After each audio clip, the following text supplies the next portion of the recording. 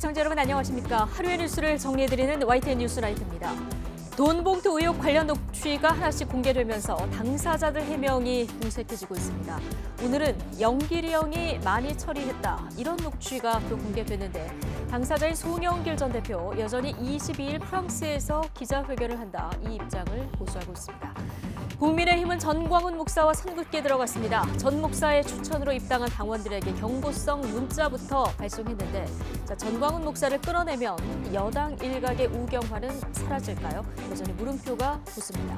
수도권 중심으로 30석 정도 차지하는 정당이 나타나면 한국 정치를 바꿀 수 있다. 여야의 비주류 정치인들이 한데 모여서 첫 토론회를 열었는데요.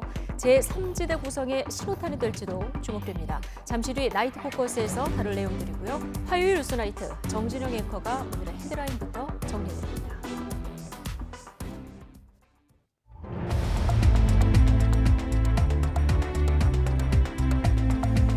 (4월 18일) 화요일 뉴스나이트 주요 뉴스입니다. 전세 사기 피해자들이 잇따라 극단적 선택을 하는 가운데 인천 지역 피해자 모임에서만 경매 등에 넘어간 물건이 1,000세대를 넘는 등 상황이 심각한 것으로 나타났습니다. 윤석열 대통령이 전세 사기는 전형적인 약자 범죄라며 경매 일정을 중단하라고 지시했습니다. 하지만 급한 불만 끄는 수준이어서 보증금 반환 문제 해결과 재발 방지를 위한 근본적 대책이 필요하다는 지적입니다. 민주당 전당대회 돈봉투 살포 의혹과 관련해서 연루 의혹을 분했던 송영길 전 대표가 직접 금품을 나눠준 듯한 정황이 담긴 통화 녹음을 검찰이 확보한 것으로 알려졌습니다.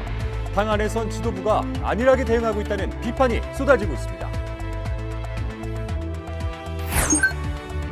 정부가 최근 넉 달 동안 집중 단속을 벌여 마약 사범 5,000명을 붙잡고 무려 1,000만 명이 투약할 수 있는 분량을 압수했습니다. 정부는 대검 안에 전담 부서를 설치하고 양형 기준을 높이기로 하는 등 마약과의 전쟁을 선포했습니다. 북한 정찰총국 소속 해킹 조직이 금융보안 인증 프로그램을 통해 언론사 8곳을 비롯해 국내 61개 기관의 수백 대 PC를 해킹한 것으로 드러났습니다. 이 프로그램은 국내 컴퓨터 1,000만 대 이상이 설치됐던 것으로 파악됐습니다. 울산에서 출근길에 횡단보도를 건너던 20대 여성이 음주운전 뺑소니 사고를 당해 사경을 헤매고 있습니다. 어린이 보호구역에서 9살 배승아 양이 음주운전 차량에 숨진 이후에도 관련 사고가 끊이질 않고 있습니다. 내년 최저임금 수준을 결정하기 위한 최저임금위원회 첫 전원회의가 시작도 못하고 파행됐습니다. 최저시급 10,000원 돌파 여부와 업종별 차등 적용 등을 둘러싼 극심한 진통을 예고했습니다. 지난 2월 이후 전세 사기 피해자 3명이 스스로 세상을 등진 가운데 인천 피해자 모임에서만 경매와 공매에 넘어간 물건이 1,000건 이상인 것으로 나타났습니다. 피해자들은 강제 퇴거 위기에 놓여 있다면서 하루빨리 깡통주택 특별법으로 통과시켜야 한다고 요구했습니다. 김다연 기자가 전해드립니다. 지난 2월 전세 사기 피해자인 30대 남성이 인천 미추홀구 자택에서 스스로 목숨을 끊었습니다. 정부 대책이 굉장히 실망스럽고 더는 버티기 힘들다는 유서도 남겼습니다. 그리고 불과 2달 만에 또 다른 피해자 2명도 잇따라 세상을 등졌습니다. 숨진 피해자들이 살던 전셋집은 모두 경매에 붙여진 상태였습니다.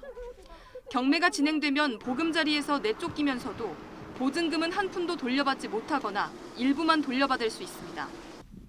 인천 피해자 모임에서만 1,000세대 이상이 경매나 공매에 넘어간 것으로 전해졌습니다. 돌아가신 모든 분들뿐만 아니라 지금 현지에 계신 분들도 다 불안감에 살고 계십니다. 시간이 흐르면 흐를수록 낙찰은 되고 있고 낙찰자가 또 나오면은 저희는 집을 쫓겨나가야 된다는 이 불안감으로 살고 있는데 피해자들과 시민단체 60여 곳으로 구성된 대책위는 특별법 시행만이 유일한 해법이라고 강조하고 있습니다. 지금 현행법으로는 아무것도 할 수 없습니다.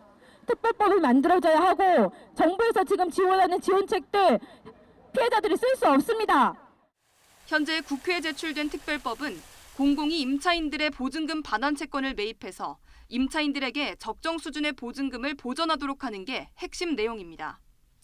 나아가 정부가 피해자들이 살던 주택을 매입해 공공임대주택으로 전환하고 피해자들에게 우선 공급할 수 있도록 하는 내용도 담겼습니다. 대책위는 또 비슷한 피해를 막기 위해 현행 제도를 대대적으로 손봐야 한다고 요구합니다.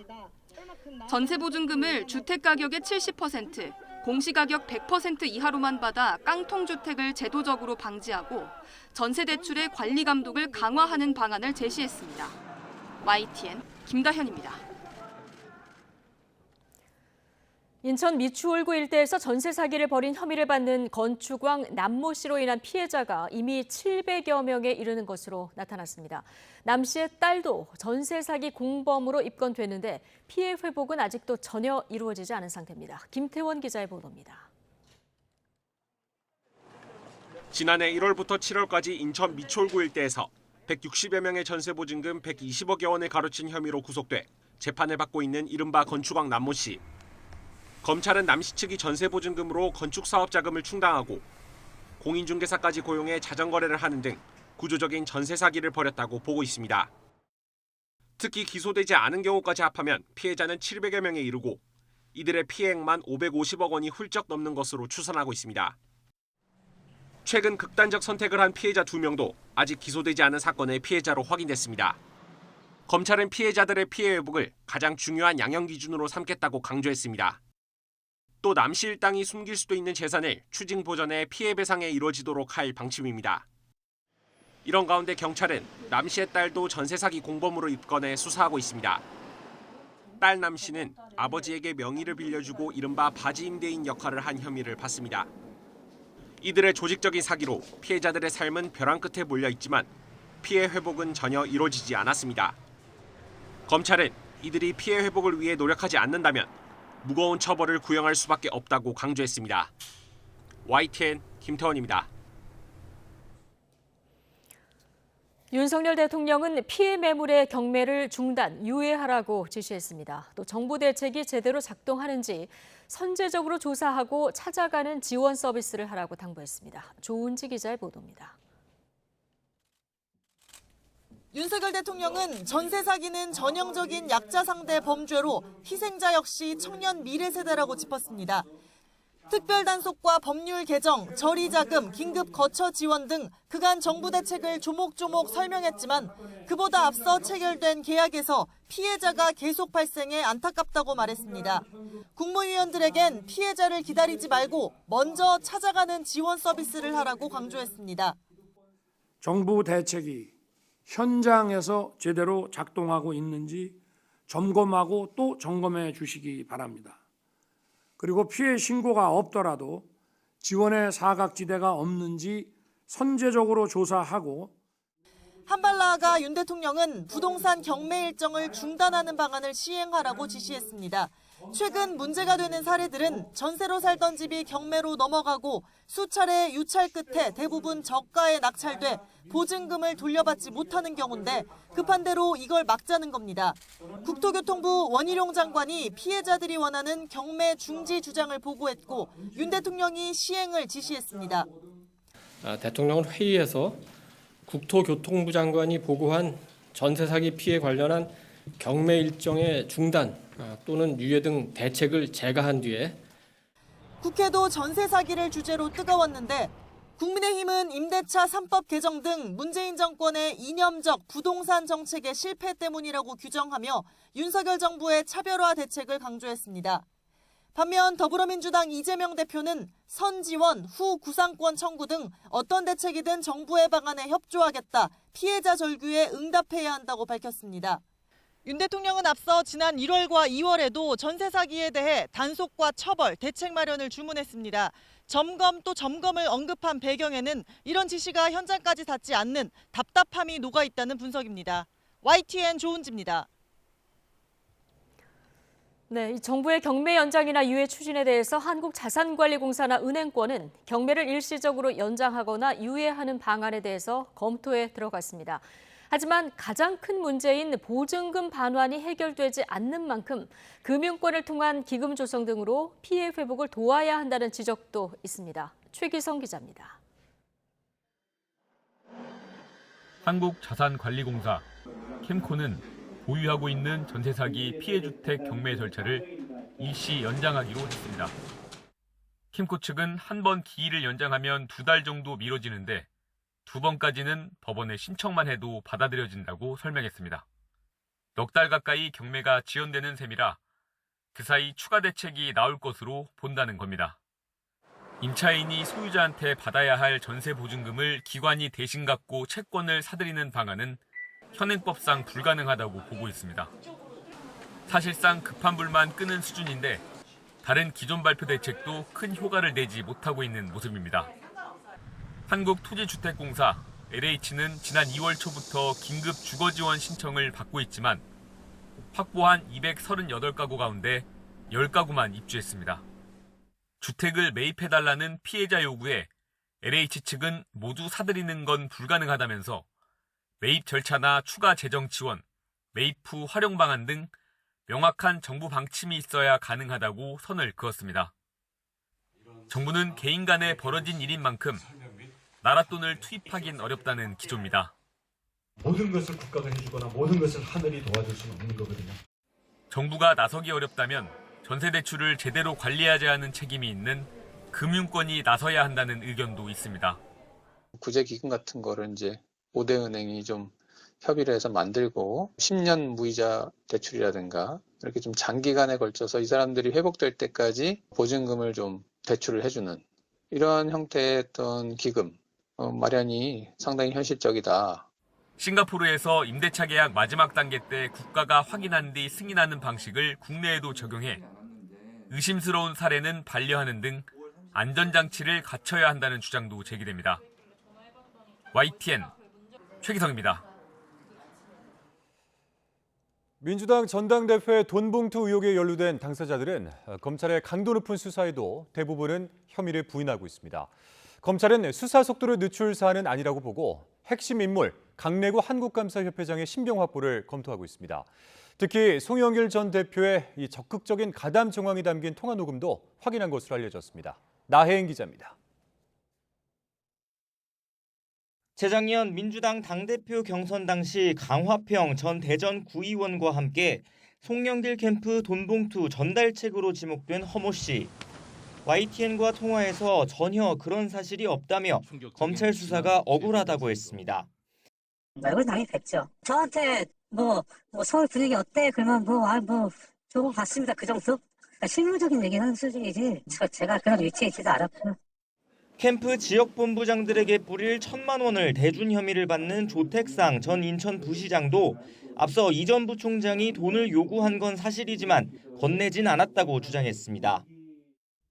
내가 줬으면 줬다고 그러지 그거 치사하게 거짓말하겠어요. 진짜 검찰 헛다리 짚고 지금 나 이렇게 하는 것 같은데요.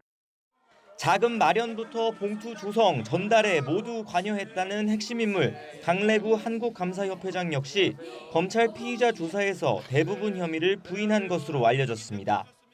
구속 상태인 이 전 부총장은 최근 자신의 변호인에게 자기도 검찰 수사에 협조한 적 없다고 주장한 것으로 전해졌습니다. 하지만 검찰 안팎에선 이번 수사에 물꼬를 튼 건 결국 이 전 부총장이라는 평가가 많습니다. 압수수색 영장 내용만 보더라도 최소한 돈봉투 살포 정황이 녹음된 자신의 통화 내용을 뒷받침할 진술 정도는 한 것으로 보입니다. 검찰은 일단 9천만 원 넘는 불법 자금 가운데 8천만 원을 끌어온 혐의를 받는 강 회장을 한두 차례 더 조사한 뒤 구속영장을 청구하는 방안을 검토하고 있습니다. 송영길 전 대표의 관여 여부를 알고 있을 보좌관 박모 씨도 곧 검찰에 불려나와 조사받을 것으로 보입니다. 검찰이 확보한 통화 녹음에는 송 전 대표가 강 회장이 돈을 많이 썼는지 물었다는 이 전 부총장의 말도 담긴 것으로 알려졌습니다. 또 연루 의혹을 부인한 송 전 대표 해명과 달리 돈봉투 살포를 보고받거나 본인이 직접 금품을 나눠준 듯한 정황도 담긴 것으로 전해졌습니다. 단순히 송 전 대표가 돈봉투 살포를 인지했는지를 넘어 직접 모의하는 등 적극적인 역할을 했는지도 규명이 필요한 상황이 된 겁니다. 검찰은 언론에 보도된 녹음 파일을 수사기관이 유출한 것처럼 사실과 다른 주장이 나와 유감이라고 밝혔습니다. 어떤 정치적 고려 없이 수사하고 있으니 민주당에도 협조를 요청한다고 했습니다. 내부적으로 검찰은 잇따라 알려진 녹취 내용에 당사자들이 증거를 없애고 말을 맞출 수도 있다고 보고 보안을 강화하는 모습입니다. 동시에 수사 속도는 더 끌어올리려는 분위기라 무엇보다 첫 신병 확보 시점과 성패에 관심이 쏠리고 있습니다. YTN 나힌입니다. 더불어민주당 송영길 전 대표가 돈봉투 의혹과 관련해서 이번 주에 프랑스 현지에서 기자회견을 엽니다. 당내에선 탈당 요구 등 강력한 선제 대응이 필요하다는 목소리도 나오고 있어서 이재명 리더십이 또다시 시험대에 오른 모양새입니다. 김승환 기자가 보도합니다. 송영길 전 대표는 오는 22일 프랑스 파리에서 기자간담회를 열고 여론전에 나섭니다. 돈봉투 의혹 전반에 대한 해명뿐 아니라 당 지도부의 귀국 요청에 대한 입장도 내놓을 예정입니다. 더불어민주당 지도부는 현행법을 위반한 행동이 있었다면 조치하는 게 공당으로서 당연한 거라면서도 일단 송 전 대표의 회견을 지켜보겠다고 밝혔습니다. 국민이나 또 당이 납득하기 어려운 또는 바로 수용하기 어려운 부분이 있다면 또 추가적으로 우리가 거기에 맞춰서 얘기할 수 있는 것이지. 친명계 역시 주변 인사가 문제되는 만큼 송 전 대표가 직접 귀국해 해명해야 한다면서도 일각에서 제기된 탈당 요구엔 선을 그었습니다. 탈당해서 뭔가 조사받는 게 맞다고 보세요, 송 전 대표도? 저는 지금 단계에서는 그런 얘기를 하는 게 좀 시기적으로 너무 이른 게 아닌가 생각합니다. 반면 비명계에선 탈당 요구처럼 국민 눈높이에 맞는 선제적인 대응이 필요하다며 지도부의 안일함을 질타했습니다. 옛날 같으면 이 정도 일이면 벌써 당이 난리가 나고 그렇죠. 지도부가 바로 밤에 막 지금 이 윤리 기준에 대한 윤리 감각이 엄청 퇴화돼 있습니다. 지금. 국민의힘은 대검찰청을 방문해 돈봉투 의혹에 대한 엄정 수사를 촉구했습니다. 또 송 전 대표의 출국도 외국으로 도망가려던 게 아닌지 의심할 수밖에 없다며 맹공을 퍼부었습니다. 숨는 자가 범인이라고 합니다. 당당하면 나와서 설명한 별표인데 왜 외국으로 도망가서 자꾸 뒤에서 수근수근 하는지 모르겠습니다. 당이 검찰 수사와 송 전 대표의 입만 바라보고 있다는 비판이 제기되는 가운데 이번 주 송 전 대표의 기자회견이 당의 대응 방향을 가를 중대 분수령이 될 거라는 전망이 나옵니다. YTN 김승환입니다. 국민의힘은 전광훈 사랑제일교회 목사가 입당시킨 것으로 추정되는 당원 981명에 대해서 이중 당적 금지 안내 문자 메시지를 보내며 사실상 탈당을 권유했습니다. 잇따른 논란으로 당 지도부 차원에서 본격적인 거리 두기에 나선 것으로 파악되고 있습니다. 엄윤주 기자의 보도입니다. 반드시 새로운 정당을 만들어서 당신들의 버릇을 고쳐드리겠습니다. 어이가 없습니다. 그 입을 당장 좀 닫아주셨으면 좋겠습니다. 전광훈 사랑제일교회 목사를 둘러싼 당내 논란이 좀처럼 가라앉지 않자 국민의힘이 특단의 조치를 꺼내들었습니다. 전 목사 추천으로 당에 입당한 것으로 추정되는 당원 수를 전면 공개하고 이중 당적을 이유로 이들의 탈당을 사실상 권유한 겁니다. 또 앞으로 신규 당원을 모집할 때 추천인으로 전 목사를 기입할 경우 별도의 자격 심사를 통해 입당 여부를 결정하기로 했습니다. 전광훈 목사 추천 당원으로 파악되는 당원들이 현재 총 981명입니다. 정당법상 이중 당적 보유는 금지되며 해당 법령을 위반할 경우 처벌 대상이 될 수 있으니 현재 일반 당원과 책임 당원을 합친 국민의힘 전체 당원이 430만여 명인 것을 고려했을 때 전 목사가 입당시킨 것으로 파악된 당원은 전체의 0.02%에 불과합니다. 이철규 사무총장도 YTN과 통화에서 이런 수치만 보더라도 전 목사가 자신 때문에 당원이 늘었다는 건 오만방자한 주장이라고 비판했습니다. 국민의힘이 본격적으로 전 목사와의 관계 단절에 나선 건 총선을 1년 앞두고 계속되는 당 내홍과 지지율 하락 등 위기감 때문이라는 분석이 많습니다. 윤리위원장이 인선된 만큼 김재원 태용우 최고위원에 대한 징계 절차에 착수해 다시 한번 내부 기강 잡기에 나설 것이라는 관측도 끊이지 않는 이유입니다. 국민의힘은 이와 별개로 노동개혁 특위 출범과 간호법 중재안 마련 등 정책 현안에 집중하며 지지율 상승을 모색하고 있습니다. 이따르는 돌발 악재에 고심하는 김기현 지도부가 반등의 계기를 마련할지 주목됩니다. YTN 엄윤주입니다. 내년 22대 총선을 1년 앞둔 시점에서 여야의 비주류 정치인들이 한자리에 모였습니다. 금태섭 전 의원이 신당 창당을 공식화하자 국민의힘 김종인 전 위원장이 힘을 보태겠다고 밝혔는데 제3지대 정치 세력으로 부상할 수 있을지는 지켜봐야 할 것으로 보입니다. 권남기 기자입니다. 민주당 탈당 뒤 국민의힘 소속 오세훈 서울시장 당선을 도왔던 금태섭 전 의원이 거대 양당과는 다른 새 정당을 만들겠다고 밝혔습니다. 총선을 1년 앞두고 한국 정치의 대안을 모색하자며 열린 국회 토론회에서 제3지대 세력화를 선언한 겁니다. 변하지 않은 한국 정치를 깨줄 수 있는 하나의 교두보가 될 수 있는 세력입니다. 내년 총선 때 수도권을 중심으로 30석 정도의 의석을 차지할 수 있는 세력이 등장하면 김종인 전 국민의힘 비상대책위원장 역시 지난 20년을 볼 때 거대 양당 모두 저출산이나 양극화 같은 우리 사회 문제를 해결할 능력이 없다며 힘을 보태겠다고 강조했습니다. 20년 동안 속아왔다고 생각하고 정치에 대한 불신이 극도로 달았기 때문에 문제를 해결하기 위한 하나의 세력이 등장할 수밖에 없다고 봐요. 여야의 비주류 정치인들이 모여 제3지대 창당을 사실상 공식화하면서 과연 얼마나 세를 끌어모을 수 있을지 관심이 쏠립니다. 일단 총선이 1년도 남지 않은 시점에 무당층이 30%에 육박하는 등 거대 양당에 대한 실망감이 갈수록 커지는 상황은 신당 창당의 동력이 될 수 있다는 분석이 나옵니다. 다만 유력 대선 주자나 영호남 등의 뚜렷한 지역 기반이 없다는 점이 신생 정치 세력 탄생의 걸림돌로 꼽힙니다. 이번 토론회에 참여한 비이재명계 이상민 의원도 제3지대 동참엔 선을 그었습니다.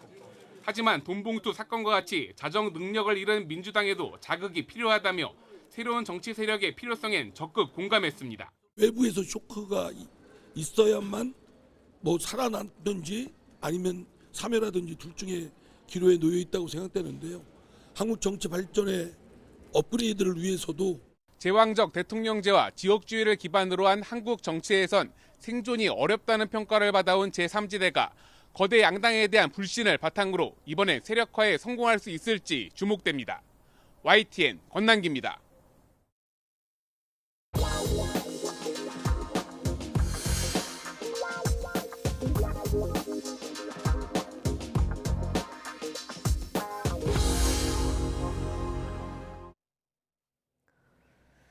이번 달까지였던 유류세 인하 조치가 넉 달 더 연장됩니다. 휘발유 25%, 경유 37%인 기존 인하폭도 유지됩니다. 이영원 기자입니다. 유류세 인하 조치가 연장된 건 이번이 네 번째입니다. 재작년 11월 도입 당시 인하폭은 20%였습니다.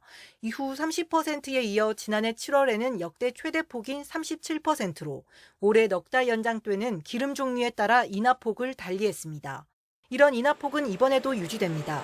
휘발유에 붙는 세금을 25%, 경유 LPG는 37%로 200원씩 인하 혜택이 계속됩니다. 세수 부족의 인하폭 축소도 고려됐지만 여론 악화 우려에 그대로 유지를 결정한 겁니다. 최근 국제 유가가 다시 올라 유류세를 환원하면 서민 부담이 커지는 데다 물가를 자극할 수 있기 때문입니다. 국제 유가가 다시 또 오르기 시작하고 여기에 따라서 국내 또 휘발유 가격 등도 상승세입니다. 저희들도 그 민생 부담 측면에서 더 전향적으로. 다만 연장 기간은 넉 달로 짧게 잡았습니다. 지난해 유류세 인하로 덜 거친 세금만 5조 원이 넘는 등 세수 확보 어려움도 무시할 수 없어서입니다. 세수 부족이 예상이 되거든요. 법인세 쪽에서 많이 또 인하를 해줬고, 그런데 유류세를 이전처럼 걷겠다 그러면 아무래도 국민적인 반발이 좀 많을 거고, 정부의 이번 조치는 어쩔 수 없는 그런 선택이라고 생각이 듭니다. 전문가들은 이번 인하 연장에 대해 고물가를 고려한 적절한 조치라고 평가했습니다. 하지만 하반기 물가가 안정되면 인하폭을 단계적으로 축소해 재정 악화에 대응해야 한다고 조언했습니다. YTN 이영훈입니다. 한미는 문제를 조정할 수 있는 회복력 있는 가치 동맹. 미국 문건 유출 사태 이후 윤석열 대통령의 첫 공식 입장입니다.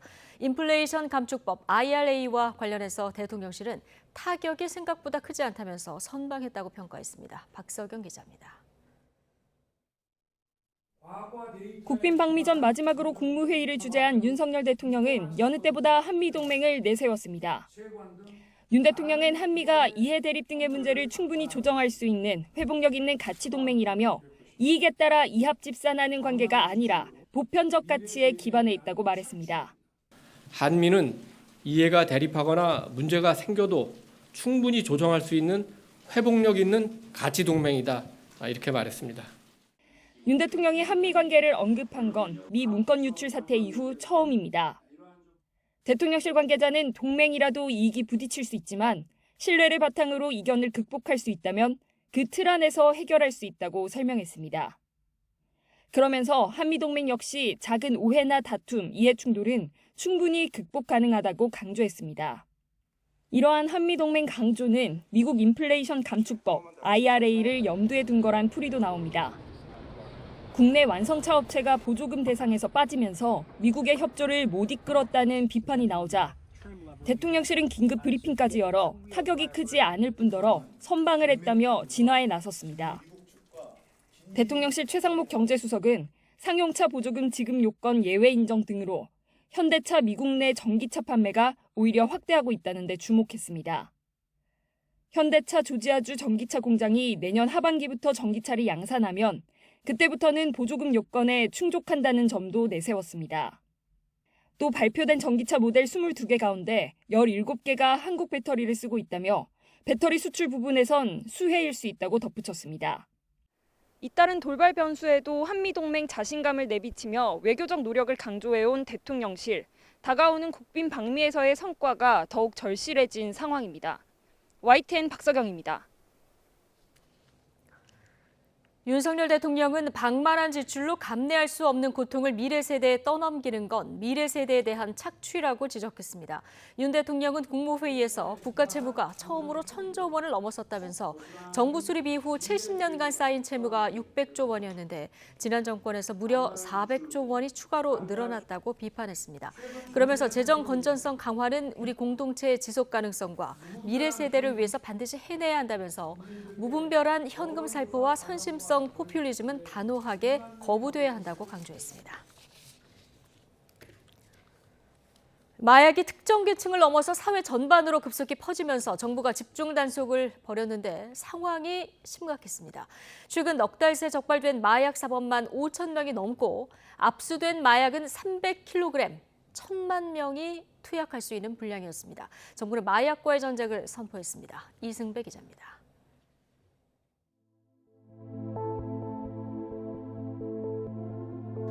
마약 범죄단은 급기야 대입 수험생까지 노리는 지경에 이르렀습니다. 보이스피싱과 결합한 이른바 강남 학원가 마약 음료 사건입니다. 누구에게 지시받으셨나요? 피해자들에게 하실 말씀 없습니까? 감사합니다. 마약의 급속한 확산. 정부는 지난해 11월부터 집중 단속을 벌여 마약 사범 5천 명을 잡았습니다. 압수된 마약은 306kg, 필로폰으로 따졌을 때 1,000만 명이 투약할 수 있는 양입니다. 정부는 집중 단속에 이어 마약 관리 종합 대책을 내놨습니다. 우선 검찰과 경찰, 관세청을 중심으로 마약 범죄 특별수사본부를 꾸리기로 했습니다. 청소년 대상 마약 공급 등을 포함하여 인터넷 마약 유통, 대규모 밀수출입 등을 중점적으로 수사하는 한편 범죄 수입은 끝까지 추적하여 완전히 박탈하도록 하겠습니다. 대검찰청엔 올해 안에 마약 수사를 전담하는 가칭 마약 조직 범죄부가 설치됩니다. 또 투약자나 밀수범에 대한 처벌을 강화하기 위해 양형 기준을 높이는 방안이 추진됩니다. 마약이 국민의 건강과 정신을 황폐화시킬 뿐 아니라 청소년의 꿈과 희망을 파괴하고 있습니다. 우리 모두 힘을 합쳐 국가를 좀먹는 마약 범죄를 뿌리 뽑아야 할 것입니다. 의료용 마약에 대한 감시도 더 촘촘해집니다. 의사가 마약류 약물을 처방할 때 환자의 과거 투약 이력을 의무적으로 조회해 중복 처방을 막기로 한 겁니다. 마약 중독 치료와 재활을 위해선 전문 병원과 재활센터를 늘리고 재정 지원을 확대할 계획입니다. YTN 이승매입니다.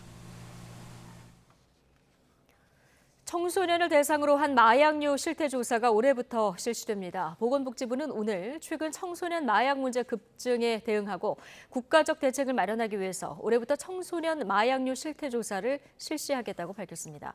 정부가 현재 법에 따라 5년마다 시행하는 마약류 실태 조사는 18세 이상 국민을 대상으로 하고 있어서 청소년의 마약 투약 실태를 파악하기는 어려운 상황입니다.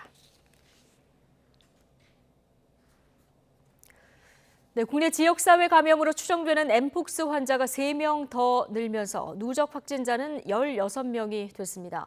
숨은 환자는 확진자의 10배에 달할 거란 분석도 나오는데 자발적인 검사를 통해 유행의 규모와 속도를 낮춰야 한다는 지적입니다. 신윤정 기자입니다.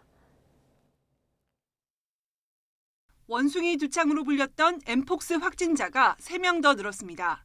서울과 경기에 사는 내국인과 경북에 거주 중인 외국인으로 의심 증상이 나타나자 스스로 신고하거나 의료기관을 찾아 확진됐습니다.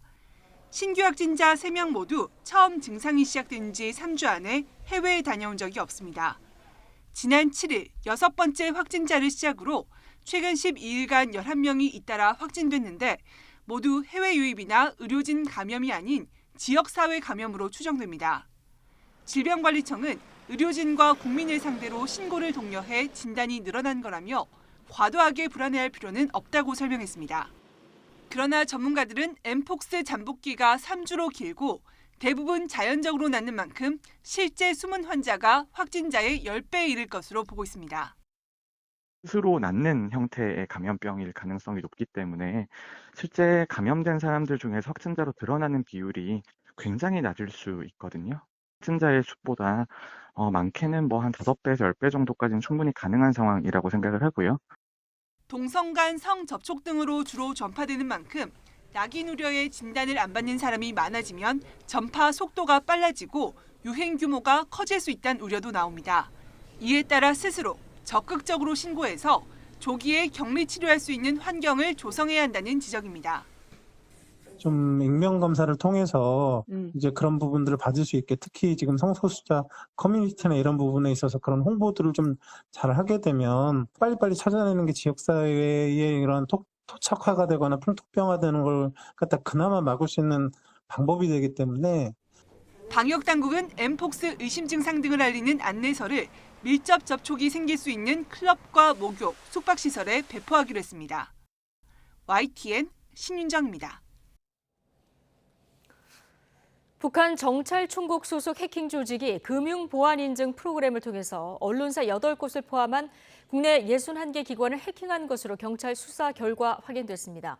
이들은 전자금융 서비스를 이용하려면 필수적으로 설치해야 하는 보안인증 프로그램을 노렸는데 국내에서 1,000만 대 이상 컴퓨터에 해당 프로그램이 설치된 것으로 파악됐습니다. 안동준 기자의 보도입니다.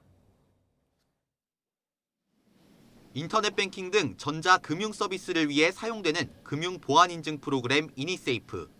사용자 의사와 상관없이 필수적으로 설치되며 국내에서 이 프로그램이 설치된 PC만 1,000만 대가 넘습니다. 북한 정찰총국 소속 해킹 조직 라자루스는 바로 이런 점을 노렸습니다. 특정 버전의 이니세이프에서 보안 취약점을 발견한 라자루스는 공격에 활용할 언론사 웹 서버와 명령 제어 서버를 순서대로 해킹했습니다. 특정 버전 이니세이프가 설치된 PC를 통해 이미 해킹된 언론사 홈페이지에 접속하면 자동으로 악성 코드가 설치되는 이른바 워터링홀 방식을 활용하기 위해서입니다. 악성 코드에 감염된 PC는 해킹 조직의 관리자 권한을 탈취당하게 되는데 그때부터 내부 시스템이 장악돼 이른바 좀비 PC가 될 수 있습니다. 이런 방식을 통해 라자루스는 언론사 8곳, 의료 바이오 기관 4곳, 국가 공공기관 3곳을 포함한 총 61개 기관의 207대 PC를 해킹했습니다. 지난해 10월 해킹당한 기관으로부터 첩보를 입수한 경찰은 라자루스가 재작년 4월부터 해킹을 시도한 정황을 확인하고 대규모 사이버 공격을 사전에 차단했습니다. 많은 국민들이 사용하는 보안 인증 프로그램의 취약점을 활용해서 이 워터링홀 공격 기법을 접목하였기 때문에 그 피해 규모가 대규모로 확산될 수 있었던 그 위험성이 확인된 해킹 사건이라고 할 수 있습니다. 다만 경찰은 이번 해킹으로 자료 유출 등 직접적인 피해를 본 사례는 없고 해킹당한 금융 보안 인증 프로그램은 보안 작업을 마쳤다고 설명했습니다.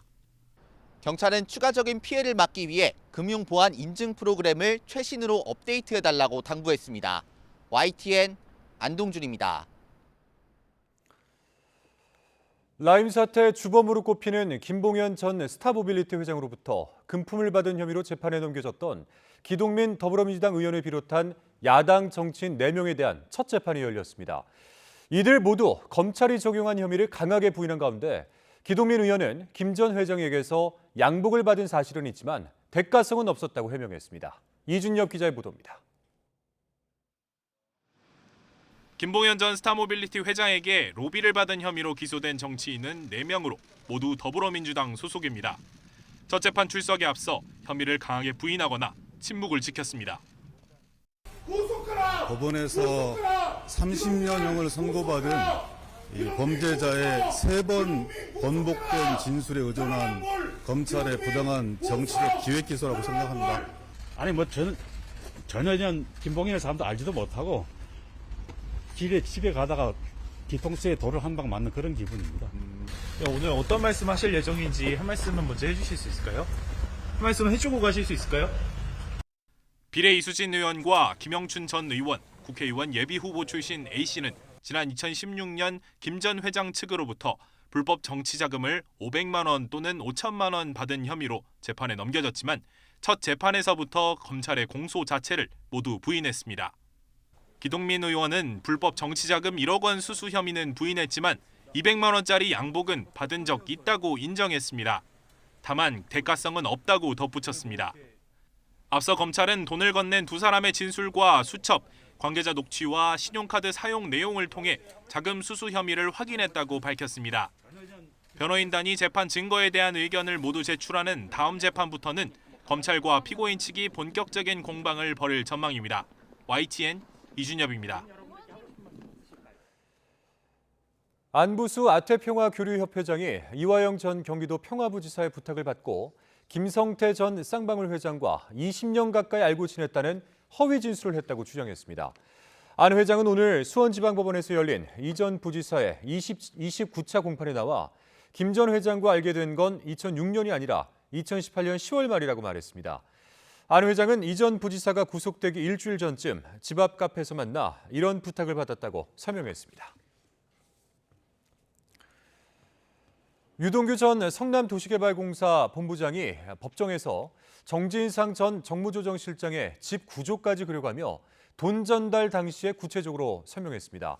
오늘 서울중앙지방법원에서 열린 정 전 실장의 뇌물수수 사건 재판에 증인으로 출석한 유 전 본부장은 지난 2019년 9월 비닐봉지에 500만 원 현금 묶음 6개를 넣고 그 위에 과자 봉지를 넣어 정 전 실장 아파트로 가서 3천만 원을 전달했다고 밝혔습니다. 재판부 요청으로 백지를 받아 거실 구조를 직접 그린 유 전 본부장은 당시 초인종을 누르니 정 전 실장이 나왔는데 집안이 어두웠다며 자신은 봉지를 쏟아 돈을 보여준 뒤 인사만 하고 나왔다고 말했습니다.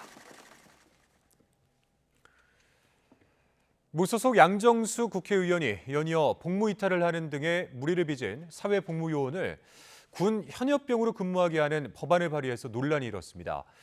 현역 복무를 처벌로 보는 것이냐는 20대 남성들의 거센 반발에 양 의원은 하루 만에 법안을 철회했습니다. 정현우 기자의 보도입니다. 무소속 양정수 의원은 병역 판정에서 4급을 받고 공공기관 등에서 근무하는 사회복무요원, 이른바 공익의 일탈행위를 규제하기 위한 법안을 발의했습니다. 연속 3회 이상 정당한 사유 없이 출근하지 않거나 범죄로 금고 이상의 형을 확정받으면 사회복무요원 근무에서 해제하고 남은 기간 현역 군인으로 비전투병 업무에 투입하는 내용입니다. 이에 군복무에 특히 민감할 수밖에 없는 20대 남성을 중심으로 거센 반발이 일었습니다. 현역병 근무가 처벌이라는 의미인가? 아파서 공익으로 근무하는 사람을 군대에 보내는 게 맞느냐는 비판이 줄지었습니다. 몸이 안 좋으신 분들도 계시고 사정이 계신 분들도 계셔서 그렇게 이미 판정을 받았는데 그걸 다시 현역병으로 돌린다는 게 조금은 어려울 것 같다는 생각이 듭니다. 이 같은 논란에 양정수 의원은 하루 만에 법안을 철회했습니다. 의원실은 현역병 입영 처분을 할 수 있는 권한을 병무청에 줬을 뿐이고 강제 조항도 아닌데 의도와 달리 비판 대상이 된 것 같다고 해명하면서도 사회적 이견이 확인된 만큼 토론회 등을 진행해 법안 내용을 보완하기로 했다고 밝혔습니다. 병역법 개정에 가장 큰 영향을 받을 20대 남성의 강한 반발에 부딪혀 부랴부랴 법안을 걷어들였지만 충분한 의견 수렴 절차를 두지 않았다는 비판은 피할 수 없어 보입니다. YTN 정윤우입니다. 윤석열 대통령이 고용세습은 우리 헌법 정신에 어긋나는 부당한 기득권 세습으로 매우 잘못된 관행이라고 지적했습니다. 윤 대통령은 국무회의에서 아직 국내 일부 기업의 단체 협약은 직원 자녀를 우선 채용하는 조항을 유지하고 있다면서 이는 미래 세대의 기회를 박탈하는 것이라고 말했습니다. 그러면서 노동개혁의 첫째는 노사법체 확립이라고 강조해왔다면서 기득권 세습을 타파하는 데 관계 국무위원들이 최선을 다해달라고 당부했습니다. 음주운전 차량에 숨진 고 배승아 양 사고 이후에도 음주 사고가 끊이지 않고 있습니다. 자, 이번에는 이른 아침에 출근하던 20대 여성이 음주 차량에 치여 의식을 잃는 사고가 났습니다. 울산에서 벌어진 일인데요. 자세한 소식은 오태인 기자가 전해드리겠습니다. 앞선 신호에 차량이 멈춰 한산한 도로. 건널목 인근에서 녹색 신호에 맞춰 보행자가 발을 내딛는 순간 멀리서 내달리던 차량이 보행자를 치고 그대로 달아납니다. 사고를 알아챈 듯 비상 깜빡이를 켜지만 차에서 내리지도 다친 사람을 살피지도 않습니다. 맞은편 보행자들은 사고 모습을 보고는 그대로 얼어붙었습니다. 사고를 낸 피의자는 20대 A씨. 경찰 조사 결과 A씨는 사고 현장 인근 술집에서 면허 취소 수준까지 술을 마신 뒤 운전대를 잡은 것으로 드러났습니다. 사고 직후 경찰이 추적에 나서 2시간 반 만에 집에 있던 A씨를 긴급 체포했습니다. 경찰은 A씨가 술을 마시고 신호까지 위반해 사고를 낸 것으로 보고 있습니다. 영상을 좀 더 감정해야 되는데 그런데 보면 신호 위반은 맞는 것 같아요. 빨간불로 이제 자기는 진행하고 이제 이 피해자는 횡단보도 신호가 되고 건너가려고. 사고가 난 시각은 아침 7시 반. 출근하던 20대 여성이 봉변을 당했습니다. 사고 직후 의식이 없는 상태로 병원으로 옮겨졌고 여전히 사경을 헤매고 있습니다. 현재 의식이 없는 상태이고요. 뇌가 너무 아파서 뇌압이 너무 강해서 지금 이제 여러 가지 시술도 하고 있고 경련도 일어나고 있고 면회도 아예 완전 불가능한 상황입니다. 경찰은 뺑소니와 음주운전 등의 혐의로 A씨에 대한 구속영장을 신청했습니다. 또 함께 술을 마신 사람을 상대로 음주운전 방조 여부에 대해서도 조사할 예정입니다. YTN 오태인입니다. 네, 대전에서 만취운전 차량에 9살 배승아 양이 목숨을 잃는 안타까운 사고가 발생한 이후에 음주운전자의 신상을 공개하고 또 처벌을 강화해야 한다는 목소리가 커지고 있습니다. 아울러 어린이 보호구역의 허술한 교통안전 시설과 법규도 다시 한번 살펴봐야 한다는 지적이 일고 있습니다. 강성호 기자입니다. 지난 8일 60대 만취 운전자가 인도를 향해 돌진했던 사고 순간입니다. 사고차는 인도와 차도의 경계석을 넘어 인도에 섰던 배승아 양 등 초등학생 4명을 치었습니다. 이번 사고에서 경계석은 아무런 역할을 하지 못했습니다. 도로교통법에는 인도와 차도는 경계석으로 10에서 25cm까지 단차를 두도록 하고 있습니다. 하지만 이번 사고에서 보듯 어린이들의 생명을 보호하는 데는 미흡하다는 지적이 일고 있습니다. 더구나 사고 현장은 어린이 보호구역인데도 방호 울타리마저 설치돼 있지 않습니다. 초등학교와 유치원, 어린이집 주변은 어린이 보호구역으로 지정돼 있지만 정작 꼭 필요한 안전시설은 허술하기 짝이 없습니다. 인천시 구월동의 한 초등학교입니다. 주거 밀집도가 높은 이곳은 비좁은 도로 때문에 어린이들의 통행로조차 마련돼 있지 않습니다. 인천시는 어린이 보호구역 주변의 교통안전 상황에 대해 전수조사를 시행하기로 했습니다. 어린이 보행로를 확보하고 무엇보다 먼저 방호 울타리를 설치할 방침입니다. 원도심 지역 중에는 이 방호 울타리를 설치하기 어려운 곳도 있는데 이런 데에 대해서는 교육당국 등하고 협의를 해서 그 시설물을 이동해서라도 방호 울타리를 설치하도록 하겠습니다. 어린이 보호구역의 경우 차도와 인도의 경계석은 법이 바뀌기 전까지는 법이 규정한 최대 높이 25cm를 유지하도록 할 방침입니다. YTN 강소목입니다. 제주공항에서 강풍과 급변풍 때문에 지난 5일에 이어 또다시 항공편이 무더기 결항했습니다. 오후 들어 항공편 운항이 재개됐지만 많은 이용객이 불편을 겪었습니다. 하지만 일부 지역은 팬의 현상으로 낮 기온이 30도를 넘는 등 때이른 더위를 보이기도 했습니다. 고재영 기자의 보도입니다. 제주공항 출발 대기실이 사람들로 북적입니다. 항공사 창구마다 표를 구하려는 이용객으로 긴 줄이 만들어졌습니다. 제주공항을 오가는 항공기 170여 편이 강풍으로 무더기 결항했기 때문입니다. 기상 악화에 따른 이착륙 차질은 이달 들어서만 지난 5일에 이어 두 번째입니다. 오후 들어 항공기 운항이 재개됐지만 이용객들은 갑작스러운 결항에 불편을 호소합니다. 오전 10시 비행기 타고 김포공항에 도착이었는데요. 바람 너무 많이 불어가지고 다 비행기가 오늘 못 가요. 해야 될 게 다 지금 캔슬돼가지고 좀 불편한 상황입니다. 제주공항 항공기 운항을 가로막은 건 강풍과 항공기 이착륙을 방해하는 급변풍입니다. 오전 한때 초속 27m가 넘는 강풍이 제주공항에서 관측됐습니다. 제주 산간에도 강풍특보가 발효돼 한라산 7개 탐방로 모두 등반이 금지됐습니다. 또 제주공항이 있는 제주 북부 지역도 초속 20m 이상의 바람이 불어 피해가 발생했습니다. 간판이 날리고 나무가 부러지는 등 40여 건이 신고돼 소방당국 출동이 이어졌습니다. 기상청은 제주도가 고기압의 영향을 받다가 기압골이 북서쪽에서 다가오며 강풍이 발생한 것이라고 밝혔습니다. 오늘 새벽부터 북서쪽의 저기압 전면에서 남서풍이 매우 강하게 유입되면서 제주도에 강풍특보가 발효되었습니다. 오늘 늦은 오후까지 강한 바람이 부는 곳이 있겠습니다. 또 강한 남서풍이 한라산을 넘으며 이른바 팬현상이 발생해 제주 북부 지역은 기온이 28.6도까지 오르면서 역대 4월 중순 기온으로는 세 번째를 기록했습니다. YTN 고재영입니다.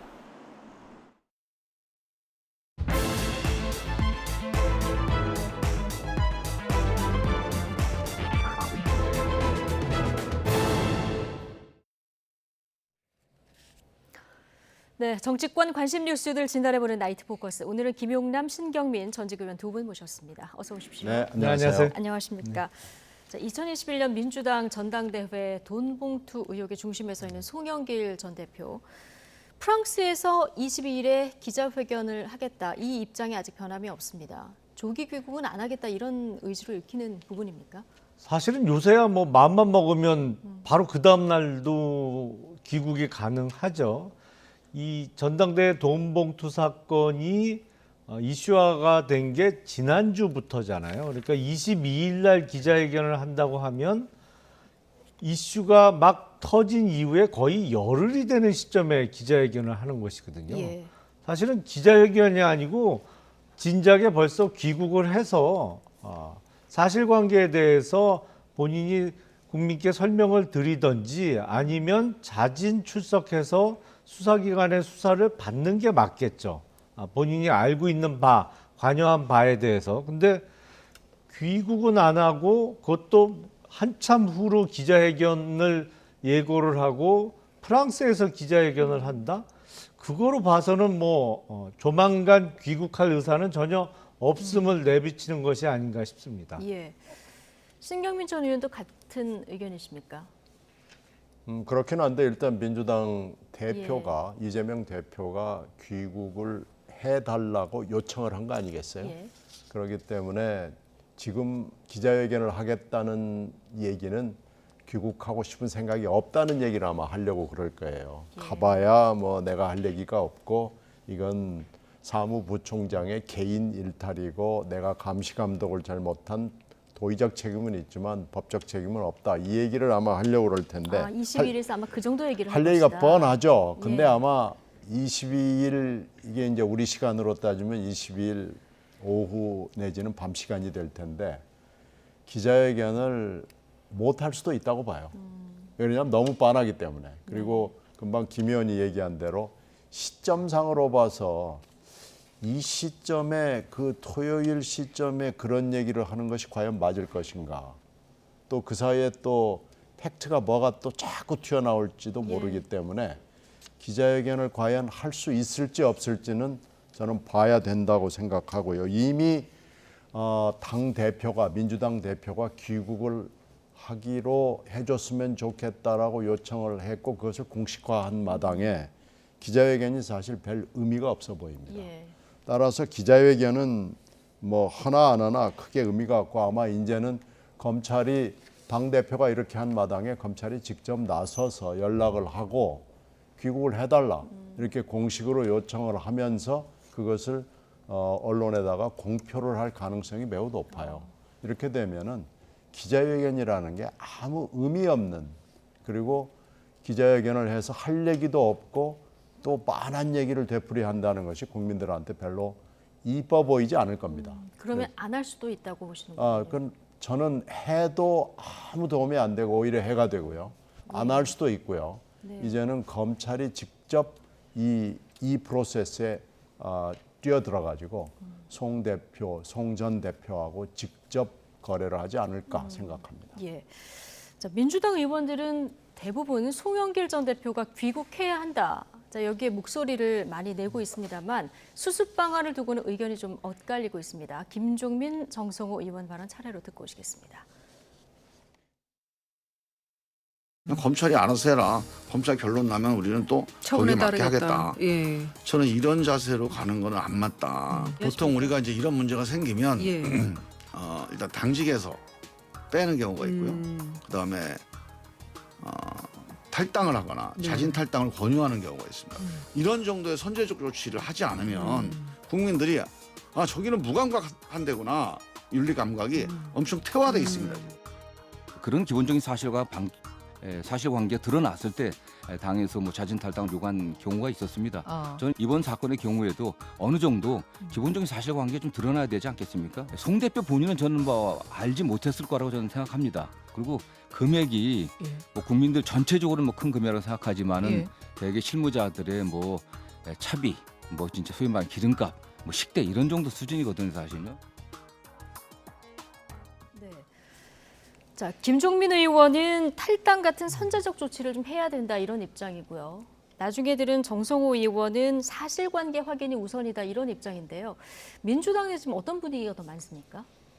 이거 아무래도 친명과 비명의 온도 차이가 분명히 느껴지는 예. 대목이 있죠. 그런데 지금 원론적으로 이런 경우에 친명이냐 비명이냐를 따지지 말고 이런 경우에 그게 민주당이건 국힘당이건 어떻게 해야 되느냐라는 원칙적 원론적 대응을 생각해야 될 겁니다.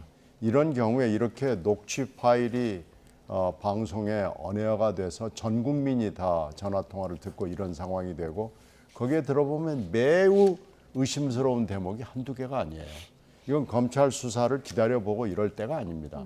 이 정도 되면은 김종민 의원의 얘기가 이제 일부 하는 얘기가 맞는 거예요. 일단 당이 조치를 해야 됩니다. 선제적인 조치를 네, 선제적 조치를 하고 이 초벌 조사를 해봐야 조사의 한계가 분명히 있는 건 뭐 분명하지만은 초벌 조사를 한 뒤에 만약에 그렇다면 당이 이 문제되는 의원들을 고발을 할 거냐 말 거냐 이게 정당법 위반이 되기 때문에 당이 직접 검찰에 고발을 해야 되느냐 안 해야 되느냐를 결정을 해야 됩니다.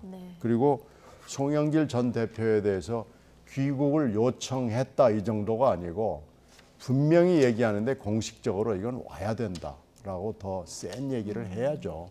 그래야 민주당이 진짜 민주당이라는 게 민주당다운 전통이 살아있는 당이고 야당으로서 제 몫을 할 수 있는 그런 태세가 돼 있는 당이다라는 신뢰를 줄 수가 있는 것이지 이처럼 어물쩍 어영부영 이렇게 넘어가려고 그러고 안에서 지금 정성호 의원 뭐 얘기할 기회가 좀 이따 있을 걸로 제가 생각이 되는데 이처럼 대응을 하면은요 정성호 의원식으로 대응을 하면 이건 몇 달 그냥 사실 확인하다가 넘어가는 겁니다.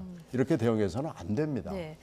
지난번에 왜 부동산 투기 의혹이 있었을 때 선제적으로 탈당을 송영길 대표가 요구를 그렇죠. 했고 그때 탈당 요청을 했는데 의원들이 거의 응하지 않았죠. 예. 근데 이번에는 따르기도 하고 원론적으로 국민 눈높이에서 좀 대응을 해야 된다는 의견이신데요.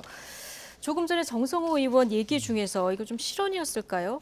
금액이 대부분 실무자들의 차비, 기름값, 식대 정도 수준일 것이다. 이런 얘기를 했는데 자, 이건 지금 금액이 문제는 아닌 사안인 거죠.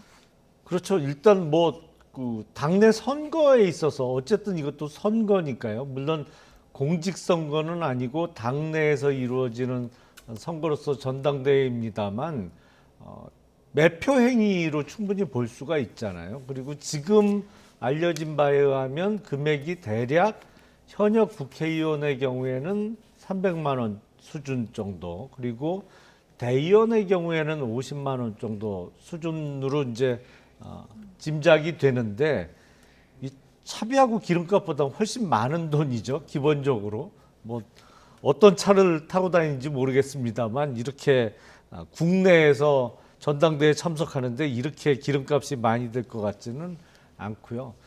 저희 당도 국민의힘도 과거에는 전당대회를 치를 때 대의원 그 반영 비율이 따로 있었습니다. 근데 아무래도 유권자가 수가 작고 그 반영 비율이 높아지면 여러 가지 사고가 날 수가 있기 때문에 저희는 당원 당규를 바꿔서 대의원 분의 그 몫이 따로 없어졌습니다. 지금은. 근데 2021년 민주당 전당대회 룰을 보니까 대의원이 숫자는 책임당원에 비해서 아주 적은데 반영 비율은 더 높아요. 45%가 반영이 되고 책임당원 수십만 명 이상, 아마 제가 알기로는 민주당은 그 당비를 내는 권리당원이라고 표현하는 것 같습니다만 그게 100만 명이 넘는 거로 알고 있는데 거기는 오히려 40% 비율이란 말이죠. 그렇다면 후보들로서는 수는 작은데 반영 비율이 높은 대의원을 확보하기 위해서 온갖 노력을 할 수밖에 없는데 그 과정에서 이제 돈 봉투가 살포됐다 이런 것이거든요. 이거는 금액이 글쎄 어느 정도 금액을 정성호 의원께서는 큰 금액으로 생각하시는지 모르겠습니다만 대의원 한 표 매표의 대가로 50만 원씩 주고받았다? 그러면 이건 전혀 작은 금액도 아닐 뿐만 아니라 작은 문제는 더더욱 아닌 것 같습니다. 신경민 의원님, 김종민 의원이 조금 전에 한 얘기 중에서 윤리감각이 퇴화됐다. 옛날 같았으면 이거 난리 날 일이었다 이런 얘기를 하는데 그렇죠. 정치도 오래 하셨지만 취재도 많이 하셨잖아요. 옛날 같았으면 좀 어떻게 처리가 됩니까? 지금 이 모든 그 선례가 사실은 2008년도에 그 국힘당 계열의 그 당시에 새누리당 박희태 그 당시에 대표를 나오셔가지고 이게 이제 300만 원 때문에 문제가 됐는데 전체 액수는 그 당시에 1억 9천이었는데요. 300만 원만 입증이 됐습니다. 그때 한 의원한테 300만 원을 준 게 걸려가지고 집행유예가 붙긴 했지만 박희태 의장이 실형을 받았거든요. 그때 액수가 300만 원이었어요. 물론 십몇 년 전의 일이긴 하지만 액수는 하여튼 300만 원이었습니다. 그래가지고 그때도 박희태 대표가 관행이었다고 그랬어요. 똑같은 얘기했습니다. 이거 식대 차비 이런 정도였지 관행이었고 이게 오래된 정당의 내부적인 일이었기 때문에 무죄다라고 주장을 했는데 대법원이 이 주장을 전혀 받아들이지 않았습니다. 그때도 받아들이지 그렇죠. 않았는데. 2008년도 사건을 가지고도 받아들여지지 않았는데 지금 2021년도 일을 23년도에 현역 의원인 정성호 의원이 얘기를 하면서 더군다나 이 변호사예요. 정성호 의원 자체가 변호사입니다. 법학을 전공한 분이고 이 정신 빠진 소리를 한 겁니다. 이런 얘기를 국민들 앞에서 하면은요. 민주당이 좀 민주당은 그러면은 법 위에 군림하는 거냐? 대법원 판결도 무시를 하고 검찰 수사도 무시를 하고 모든 것을 다 무시하고 기왕에 확립된 대법원 판결도 저렇게 헌신짝 걷어차듯이 하는 이런 사람이 있단 말이냐? 이게 민주당의 전체 의견이냐? 이렇게 물어봤을 때 민주당이 할 말이 없습니다. 이 정성호 의원은 빨리 이 발언을 철회하고요. 지금 이럴 때가 아니고요. 제가 금방 말씀을 드린 대로 당의 조치 그리고 빨리 뭔가 하여튼 우리가 잘못했다라는 몸짓을 보여줘야 되고 그것을 말로만 하는 것이 아니고 분명하게 보여줘야 됩니다. 네. 그리고 송 대표 문제도 이렇게 점잖게 돌아오세요 하는 게 아니고 빨리 와라라고 공식으로 요청을 해야 되고 초벌조사를 한 뒤에 예. 당이 고발을 해야 될지 안 해야 될지를 빨리 결정을 해야 돼요. 이걸 마냥 이렇게 뭐 며칠 몇 주일 이렇게 기다리고 있을 때가 아닙니다. 네. 자, 이번 의혹의 핵심 중 하나가 송영길 전 대표가 이 모든 일련의 과정을 알고 있었느냐 이 여부인데요.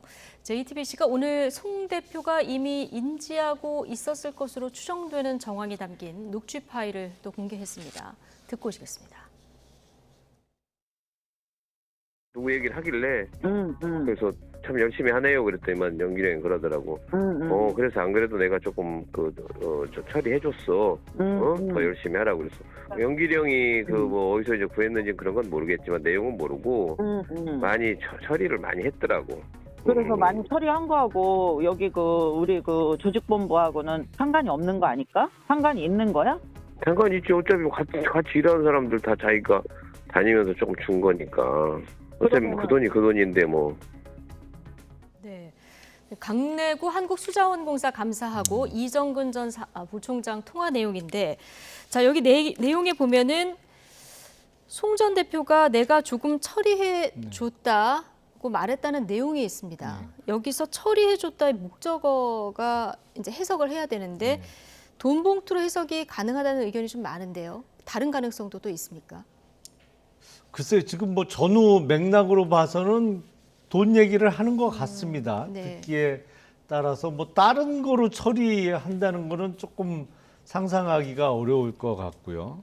그러니까 지금 이정근 전 부총장의 이야기에서 더욱 확인이 되는데 네. 이제 앞서서 강내구 감사가 뭐 영길이 형이라고 표현했습니다만 송영길 당시 후보가 직접 처리해 줬다라는 얘기를 하니까 이정근 부총장이 우리 조직본부하고 상관이 있는 거냐 없는 거냐 이렇게 묻잖아요. 예. 그러니까 이게 송영길 당시 후보가 처리해 줬다고 하는 그 당사자에게 조직본부에서 또 해야 되느냐 말아야 되느냐 이걸 묻는 것 같아요. 예. 그러니까 그거에 대해서 강내구 감사가 상관이 있는 거다. 어차피 그 사람이 그 사람이고 우리가 일을 같이 하는 거니까 그 돈이 그 돈이다. 그렇죠. 한쪽에서 줬으면 또 줄 필요 있겠느냐 뭐 이런 취지로 대화를 주고 받은 거로 충분히 해석될 수 있고 다른 해석을 하기는 조금 어려워 보입니다. 내용상 볼 때. 뭐 이 전화 내용에 의하면 물론 이게 법률적으로 따지면 강내구 감사가 이야기한 거는 소위 전문 증거예요. 그러니까 내가 송영길 대표로부터 들었다는 얘기잖아요. 그러니까 원 진술자의 진술, 그러니까 송영길 대표가 귀국해서 본인이 그런 얘기를 한 적이 있는지 없는지를 일단 밝혀야 법률적으로는 뭐 증거로 쓸 수 있느냐 없느냐를 결정할 수 있겠습니다만 법률적으로 증거 능력의 유무를 떠나서 일반인의 상식으로 듣기에는 이 돈 문제를 놓고 서로 역할 분담을 해서 한쪽에서 했으니까 다른 한쪽은 그 사람은 빼고 뭐 다른 데를 하자는 취지로 얘기를 주고 받았구나 이렇게 충분히 이해할 수 있는 대목이죠. 그렇군요. 자, 강내구 감사와 이정근 전 사무부총장 대화 내용이 굉장히 그 녹취 파일에 많이 담겨 있는데 다른 대목도 한 부분 좀 보실까요? 저희가 그래픽으로 정리를 해봤는데, 자, 강내구 감사가 내가 그 얘기도 했다. 성만이 형이 좀 연결해줘서 그거 좀 나눠줬다. 그러니까 이성만 의원이 돈을 좀 모아서 연결해줘서 그걸 좀 나눠줬다 얘기했더니 이제 누구한테 묻습니다. 그러니까 영길이 형한테 내가 성만이 형이 준비해 준 거 가지고 인사를 했습니다. 그랬더니 아유 잘했네 잘했어. 그렇게 얘기를 하더라. 자, 이것도 물론 좀 얘기하신 전문 증거라고 하셨는데 뭐 보고도 받고 격려도 하고 이런 정황이 좀 보여서요. 자, 어떻게 보십니까? 그러니까 지금 매일매일 녹음과 녹취가 나와요. 근데 맨 처음에는 윤관석 의원도 그렇고 이성만 의원도 그렇고 부인을 했는데 그 부인을 뒤엎을 수 있을 녹음이 나와요. 그게 전문이 됐건 직접이 됐건 하여튼 증거가 지금 매일 나오고 있고요. 또 뭐가 나올지 잘 모르겠어요. 예. 이게 지금 매일매일 뒤집어지고 이러기 때문에 그리고 이 근원을 한번 살펴볼 필요가 있는데 이정근 부총장이 소환이 된 게 검찰 소환이 된 게 작년 9월 23일입니다. 이게 지금 저 모습이죠. 그래가지고 소환이 돼서 조사를 받았는데 10월 19일에 그로부터 한 달이 조금 안 되는 10월 19일에 친정집에 가 있는 핸드폰을 압수수색을 통해서 검찰이 확보를 합니다. 그러니까 그 10월 19일 이후부터 검찰이 3만 개의 녹음 파일을 쭉 해가지고 녹취를 만들어서 이것을 아마 이제 신병이 확보된 이정근 부총장에게 쭉 들이밀었을 거예요. 그러니까 굉장히 오랫동안 11월, 12월, 1, 2, 3월 5개월 동안 확인 작업을 한 끝에 이게 지금 나온 거거든요. 네. 지금이 이제 4월 중순이니까요. 벌써 5개월이 넘는 동안 뭔지는 모르겠지만은 굉장히 많은 파일들이 확인이 됐고 확인 작업을 마치고 지금도 확인 중에 있을 거예요. 이런 상황이기 때문에 지금 무슨 토요일에 송 대표가 파리에서 기자회견을 한다? 이게 너무 좀 한가해 보여요. 지금 이럴 때가 아니고요. 검찰이 무슨 파일을 가지고 있는지 지금 이정근 파일에 들어있는 내용이 뭔지를 지금 전혀 짐작할 수 없는 상황에서 만약에 갑자기 송 대표나 아니면은 관련되는 다른 사람들이 관련되어 있다는 게 툭 튀어나오면 이 걷잡을 수 없습니다. 예. 지금 이 상황에서는요. 빨리 민주당으로서 필요한 조치를 취하는 것이 원칙적이고 네. 원론적이고 그 길밖에는 없는 외통수의 길을 지금 민주당에 들어서고 있기 때문에 좌고 우면하고 이거 뭐 이런 거 저런 거 따지고 이럴 때가 아닙니다. 녹취 파일이 한 3만 개 되고 이게 한 7년 정도 녹음분이 있기 때문에 뭐가 더 튀어나올지 최근 모른다. 것까지 다 있다는 얘기거든요. 예. 그러니까 작년 8월, 9월 정도 것까지 다 있다는 얘기이기 때문에 여기에 뭐가 들어있는지 아무도 짐작할 수가 없습니다. 아마 이정근 사무부총장 본인도 기억하지 못할 겁니다. JTBC가 이 녹취를 확보한 게 지난해 말이다 오늘 이렇게 얘기를 했고요. 그리고 검찰에서 확보한 건 아니다 이렇게까지 얘기를 했는데 자 어쨌든 지금 녹취에서 계속 듣고 있는 강내구 감사 검찰 조사에서 혐의를 부인했고요. 검찰은 지금 영장 청구 검토 중이다 이렇게 얘기가 나오는데 검사도 하셨잖아요. 네. 근데 그 이전 부총장 진술이 조금 있고요. 그리고 지금 우리 국민들이 듣고 있는 녹취록 이거 이외에 플러스 알파가 담긴 녹취 파일도 검찰이 가지고 있을 텐데 이 정도 물증이면은 이게 조사받는 사람이 심경 변화를 좀 일으킬 수 있습니까? 그러니까 강내구 감사 예. 말씀하시는 거죠. 일단 신경 변화를 일으킬 수 있는 가장 큰 요인은 구속 여부죠. 구속돼서 그 안에 지내다 보면 좀 생각이 많이 바뀌거든요. 네. 그러니까 외부에서 집에서 잠자고 다니면서 출퇴근으로 조사받을 때 하고 구치소 안에 들어가 있으면 온갖 그 생각이 다 들기 때문에 그리고 이런 사안의 경우에 강내구 감사가 현재 시점에서는 본인에 대한 범죄 혐의를 부인하고 있다고 알려져 있는데 네. 이러면 구속영장 발부 가능성이 더 높아지거든요. 법원이 범행 부인하고 근데 무엇보다도 확실한 녹취 파일은 피의자의 변소와는 다른 이야기를 지금 증거가 나타내고 있고 더군다나 이정근 전 부총장의 진술도 있고 하기 때문에 영장 발부 가능성이 매우 높아집니다. 그래서 일단 구속을 시키고 나면 피의자가 구치소에 있으면서 하루 이틀 지나면 또 생각이 많이 바뀌어서 이제 진술을 번복하고 사실대로 진술할 가능성이 매우 높아지죠. 물론 100% 그런 건 아닙니다. 뭐 예. 끝까지 부인하고 또 지킬 누군가가 있으면 아무리 증거를 들이밀어도 예. 전혀 인정하지 않는 경우도 있습니다만 이 경우엔 보통 본인이 잃을 게 많은 사람들은 신경 변화에 많은 변화가 일어나는 게 현실적으로 높은데 이건 앞으로 좀 지켜봐야겠죠. 예. 자 지금 뭐 중간 전달책 역할을 했던 박모 보좌관도 검찰에 소환을 통보한 상황이라 검찰 수사가 상당히 지금 속도를 내고 있는 것 같습니다. 좀 지켜봐야 될 것 같고요. 민주당은 그야말로 산 넘고 산입니다. 말씀하신 대로 송영길 대표가 좀 빨리 귀국을 해서 설명을 한다 해도, 그리고 뭐 연루된 의원이 선제 탈당을 해서 선제 조치를 한다고 해도요. 만에 하나 이제 수사가 진척된 상황에서 민주당 의원 누구에게인가에 또 체포동의안이 넘어온다고 하면 또 한 번 민주당은 딜레마 상황을 맞닥뜨릴 수밖에 없는 상황 아니겠습니까? 그렇죠. 지금 굉장히 많은 숫자의 현역 의원들이 이름이 오르내리고 있어요. 네. 지금 언론에 보도되는 것만 봐도 뭐 10여 명 이렇게 돼 있고 그보다 더 많다고 보도하는 언론도 꽤 있습니다. 이렇게 되면 그 중에서 상당 숫자가 이제 체포동의안으로 해서 구속영장이 국회로 넘어오는 상황이 생길 수가 있죠. 그게 이제 몇 명이 될지는 지금으로서는 전혀 짐작은 안 되지만 분명히 복수일 거는 뭐 분명해요. 굉장히 많을 것 같아요. 예. 이렇게 되면은 그 해당되는 의원들에 대한 체포동의안도 문제가 되고요. 여기에다가 플러스 이재명 대표에 대한 2차 체포동의안이 더해질 수가 있습니다. 예. 이렇게 정말 되면은 복잡해지겠군요. 이렇게 되면 이제 얘기가 굉장히 복잡해지는 거고요.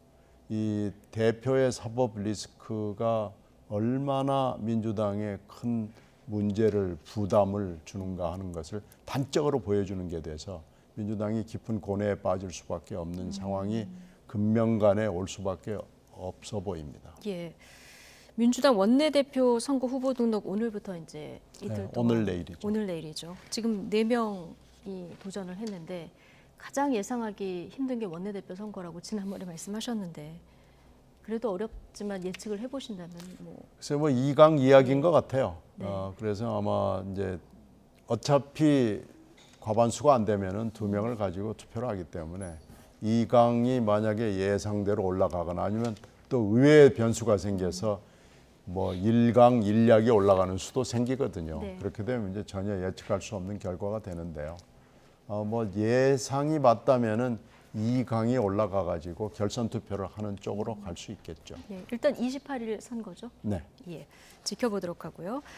자, 최근에 전세 사기 피해자들이 극단적 선택을 하면서 이제 안타까운 마음으로 국민들이 지켜보고 계신데요.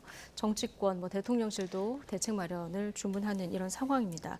그런데 오늘 국민의힘 이철규 사무총장이 공식 석상에서 전세 사기 배후에 민주당의 유력 정치인이 연관돼 있다는 제보가 계속 들어온다. 이렇게 얘기를 했거든요. 어떤 상황입니까? 글쎄 저도 누군지는 뭐 직접 들어보질 못해서 뭐 언급하는 것 자체가 대단히 조심스럽습니다. 아무래도 언급을 하시면 안 되고. 예, 전세 사기 피해자들이 인천 지역에 많이 이렇게 밀집되어 있다 보니까 전세 사기 범행을 저지를 수 있었던 어떤 배후가 있었던 거 아니냐, 뭐 그렇게 네. 어마어마한 대출을 수백 건씩 이렇게 할 수 있었던 것이 누구의 영향력이 있었던 거 아니냐, 뭐 이런 소문은 있었습니다만 네. 이철규 사무총장이 누굴 염두에 두고 이런 발언을 했는지는 좀 짐작하기가 어렵고요. 어쨌든 이 얘기를 한 근거는 제보입니까? 뭐 아무래도 그 지역에 이런저런 소문이 있고 그거와 관련한 제보가 당에 많이 들어오게 돼 있죠. 뭐 누구 때문에 누가 힘을 써서 그렇게 대출을 연쇄 대출을 그렇게 많이 얻을 수 있었다. 뭐 누군가 뒤를 봐줬다. 이런 뭐 소문은 늘 있어 왔고 그런 게 당에 특히 그 야당 관련한 사안은 여당에 많이 제보가 들어오고 또 여당 관련된 거는 야당에 많이 들어가니까요. 사무총장으로서 그런 제보를 종합해서 보고받는 과정에서 특정 인물의 이름이 자주 거론됐던 것으로 생각이 됩니다. 근데 지금 뭐 그건 수사기관이 밝혀야죠. 그렇죠. 사실은. 예. 수사당국의 철저한 수사도 촉구했는데요. 자, 어떻게 보십니까? 글쎄 뭐 분명히 제보를 받은 건지 뭔지 그냥 한번 해본 소리인지 이 정도 얘기를 하려면은 이철규 사무총장이 책임을 져야 될 거예요. 이 대목에 대해서는요. 아무리 익명으로 했다고는 그러지만 이 정도 되면은 뭐 이니셜로 뭐 이 회자가 되기 때문에 이건 굉장히 중대한 문제고요. 벌써 이 희생자들이 생기는 사안이고 저는 여기서 꼭 지적하고 싶은 것은 이 사안이 나온 지가 굉장히 오래됐고요. 이게 지금 굉장히 절망적인 상태까지 이르렀다는 것도 지적이 오래됐는데 그 사이 수없이 많이 있었던 정부나 국회나 이 회의에서 또 대정부 질문도 많이 있었고 상임위도 있었고 정부도 뭐 여러 부서에서 회의를 많이 한 걸로 아는데 아무 조치를 취하지 못했다는 것이 매우 저는 유감스럽습니다. 예. 이게 이제 민사와 형사가 중복이 되는 부분에 있기 때문에 매우 어려운 건이기는 해요. 그건 이해를 하지만 그럼에도 불구하고 정부가 민형사를 아우를 수 있는 이런 조치를 취해줬어야 되는데 지금까지도 안일하게 이렇게 하고 지금 여러 사람이 희생을 당했는데도 그럼에도 불구하고 빨리 조치를 취해라라고 이렇게 하는 것은 저는 좀 너무나 안일해 보입니다. 그래서 이게 지금 한시가 급하거든요. 이게 계속 경매가 진행이 되고 있고 또 낙찰이 되고 있고 이러기 때문에 낙찰이 되면 그냥 끝나는 거거든요. 그러니까 이럴 때는 아니라고 생각합니다. 예, 윤석열 대통령이 오늘 이제 피해 매물의 경매 중단을 지시한 상황인데요. 근본적인 대책이 될까요? 저는 그 대책에 대해서는 개인적으로는 의문을 좀 갖고 있습니다.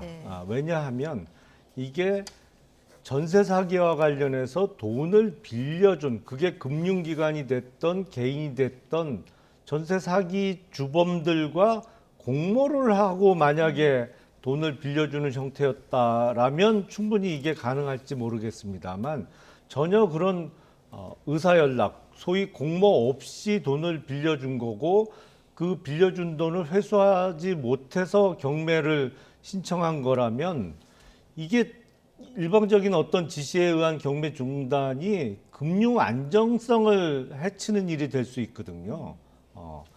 더군다나 경매는 법원에서 진행되는 거잖아요. 경매 법원에서 진행이 되는 건데 상권 분립이 되어 있는 상황에서 사법부와 관련된 일을 대통령의 지시로 중단시킬 수 있다는 것도 선뜻 이해가 안 되는 부분이 있습니다. 그래서 이 부분에 대해서는 이게 그리고 중단이라는 건 보통 경매 기일이 한 달 단위로 기일이 잡힙니다. 그러니까 경매 기일이 들어갔는데 낙찰이 안 되고 유찰된 경우에는 보통 4주 후에 기일을 또 잡습니다. 그래서 중단을 해도 마냥 할 수는 없는 거고 한 기일 내지 두 기일 정도를 좀 연기시키는 정도 수준일 텐데 문제는 급한 불만 끄는 상황이 된다는 거죠.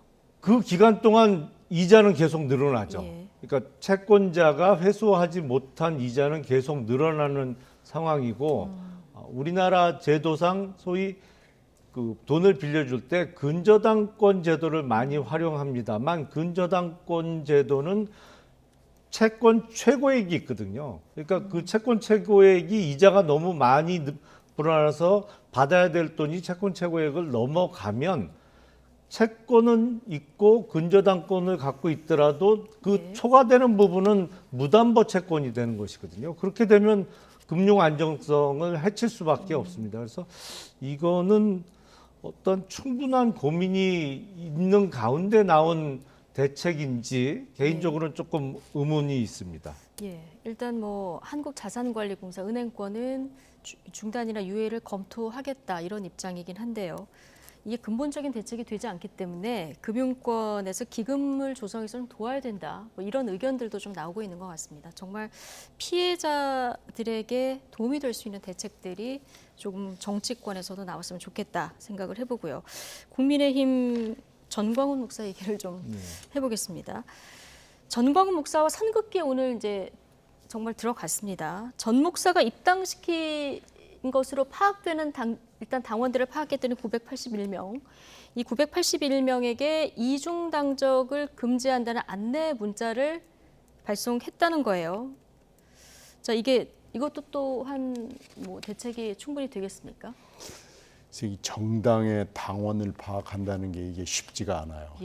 지금 그 전광훈 목사가 이렇게 막 큰 소리 치는 거 보면 한 몇천 명 있는 것처럼 보이잖아요. 아니면 몇만 명 있는 것처럼 보이는데 실제 파악한 건 981명, 1000명이 안 되는 숫자거든요. 이것도 아마 거기 추천인이 전광훈 이렇게 이름이 써 있는 사람만 있을 텐데 안 쓴 사람도 있을 안 쓴 사람도 있을 거고요. 또 이중 정당 당적자를 골라낸다고 그러는데 정당의 힘으로 이중 당적자를 골라낸다는 건 거의 불가능합니다. 네. 그거 확인할 방법이 없거든요. 이런 일이 국힘당에만 있는 게 아니고요.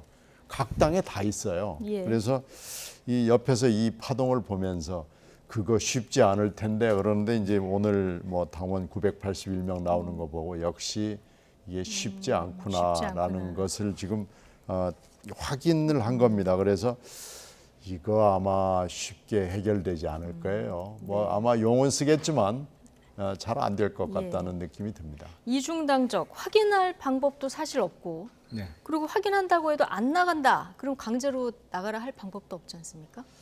그렇죠. 이게 가끔 걸러지는 경우가 있습니다. 이중당적이 이 철저하게 보호받는 개인정보이기 때문에 국민의힘 중앙당에서 선관위에다가 이 사람 당적을 확인해 달라고 요청해도 알려주지 않습니다. 다른 어떤 정당에 가입되어 있는지를 확인할 방법이 없어요. 근데 가끔 이 출마를 해서 후보로 등록하는 과정에서 이중당적이 밝혀지는 경우가 있습니다.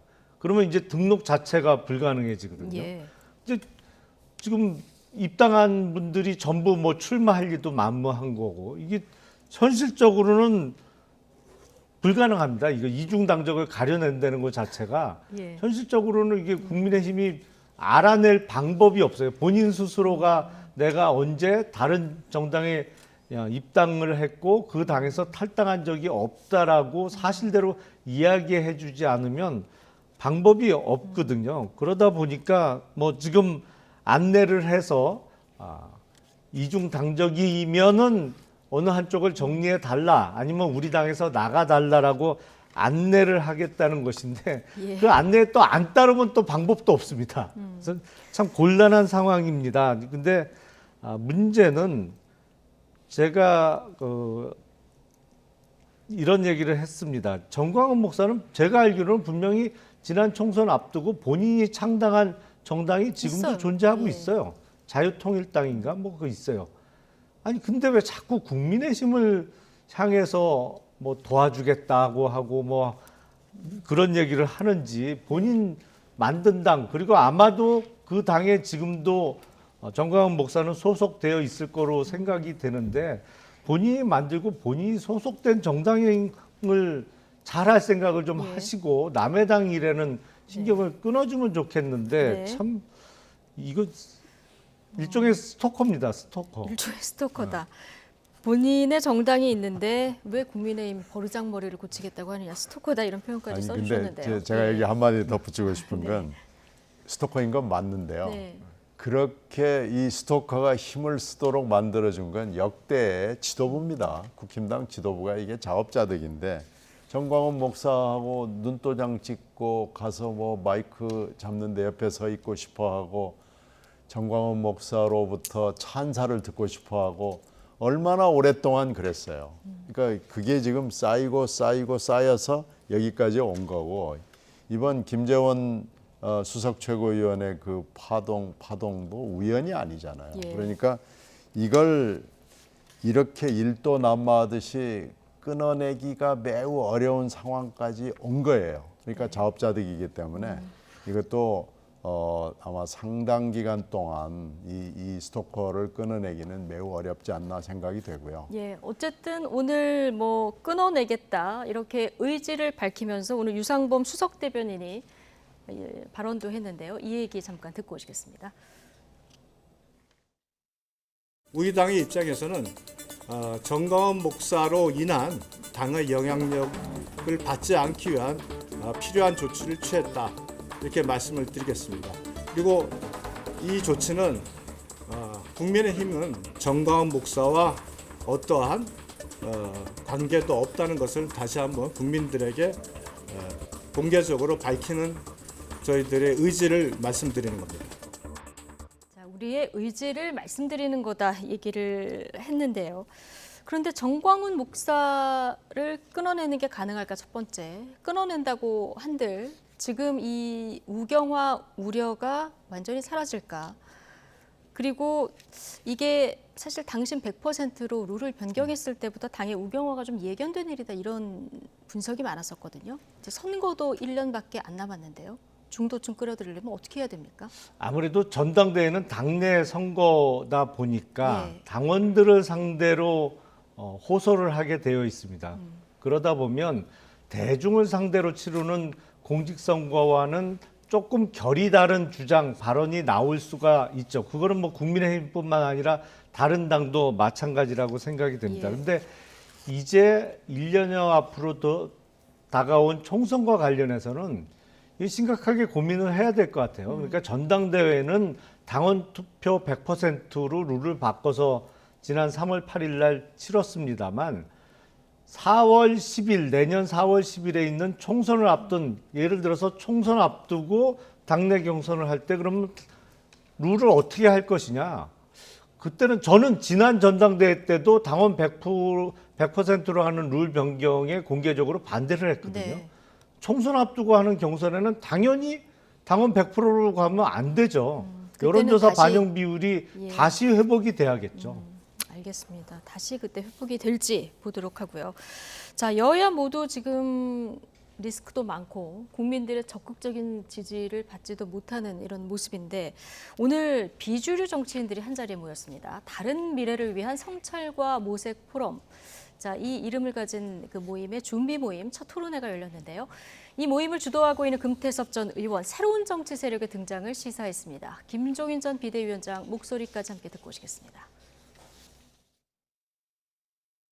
내년 총선 때 수도권을 중심으로 30석 정도의 의석을 차지할 수 있는 세력이 등장하면 새로운 길을 찾을 수 있다고 생각을 합니다. 서둘러서 되는 일은 아닌 것 같아요. 대단히 어려운 길이고 차차 준비된 대로 말씀을 드리겠습니다. 나는 더 이상 이제 정치에 참여할 생각이 없어요. 참여 생각이 없는데 우리 금태섭 의원께서 참 용기를 가지고 그런 시도를 하니까 내가 옆에서 좀 도와줄 수 있는 능력이 있으면 좀 도와주려고 하는 그런 생각만 가지고 있는 거예요. 네. 금태섭 의원 발언을 들어보면 일단 신당을 창당하겠다 이런 의지로는 읽히는데 수도권 중심으로 30명 정도의 세력이 만들어지면 한국 정치를 밑바닥부터 바꿀 수 있다고는 이 얘기를 했거든요. 원내 교섭단체가 되는 거죠. 그러니까요. 이게 가능할까요? 본인도 어려운 일이라고 얘기했잖아요. 쉬운 일은 분명히 아니고요. 분명히 어려운 일인데 금태섭 의원이 민주당하고 결별을 한 이후부터 신당 창당 생각을 꾸준히 갖고는 있었어요. 그 얘기를 측근들한테 많이 얘기를 했고요.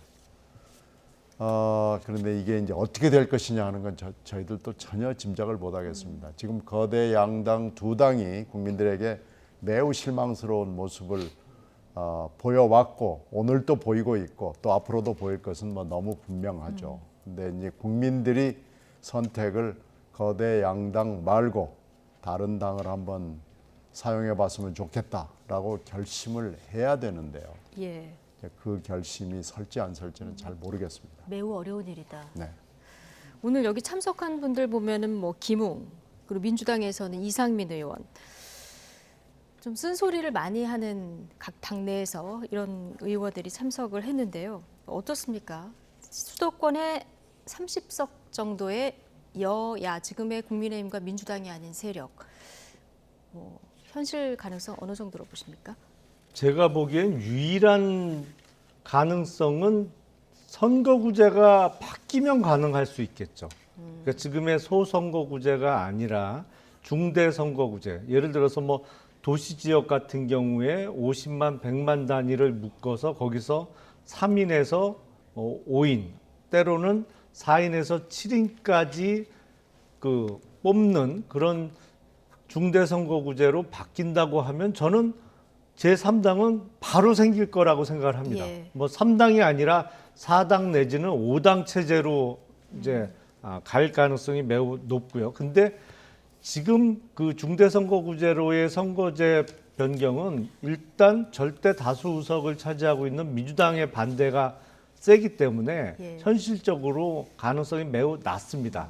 그래서 지금과 같은 소선거구제가 유지된다면 거의 가능성은 금태섭 의원이 이야기한 수도권 30석의 새로운 세력의 등장은 거의 불가능에 가깝다 이렇게 생각이 듭니다. 이게 현실화되려면 선거구제가 먼저 바뀌어야 된다. 그렇지 않으면 굉장히 현실적으로 어렵다. 그러나 오늘 새로운 도전을 하겠다 이렇게 얘기를 했으니까 앞으로 어떤 논의들을 이어갈지 우리가 좀 지켜봐야 될 것 같고요.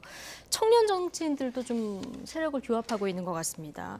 15일에 정의당 청년 정치인 주도로 세 번째 권력이라는 모임에 출범을 했는데요. 여기 이준석 전 대표도 그리고 박지원 전 비대위원장도 가서 찬조연설을 했더라고요. 네. 이준석, 박지원 이 두 사람은 지난 대선에서 정말 20대 여성과 남성을 대변하는 어떻게 보면은 좀 대척점에 있던 인물인데요. 청년 세대로 좀 정치가 바뀌어야 된다. 여기에는 공감대가 좀 있는 것 같습니다. 그래서 지금 청년이 이제 그 나이 대를 청년들이라고 얘기를 하는데 저는 나이만 젊다고 그래서 청년 정치인이라고 얘기하는 데 대해서는 좀 반대입니다. 아무리 나이가 젊어도 정치도 역시 그 전문 분야거든요. 그래서 훈련을 받아야 되고 이슈에 대해서도 훈련을 받아야 되고 한국 사회에서도 그래야 되는데 나이가 젊다는 것만으로 뭉쳐가지고는 국민들로부터 선택을 받기는 좀 어려운 거 아닌가 생각이 돼요. 그래서 더 좀 담금질을 하고 연말을 해야 될 거 아닌가 그런 생각을 합니다. 네, 김용남 전 의원 이야기 마지막으로 듣겠습니다. 글쎄 그 연령대 이외의 공통점을 찾기가 어렵습니다. 모인 세력들이 그동안 보여줬던 정치적 지향점 내지는 어떤 개별 이슈에 대해서 본인들의 의견을 낸 거에 있어서 공통점을 찾기가 어렵기 때문에 글쎄 물론 뭐 축사를 하러 간 분들은 꼭 거기 세력에 합류한다고 볼 수는 없습니다만 정의당이 중심이 되는 어떤 정치 모임 이외에 더 이상의 확장성을 기대하기는 조금 어려운 것이 아닌가 싶습니다. 알겠습니다.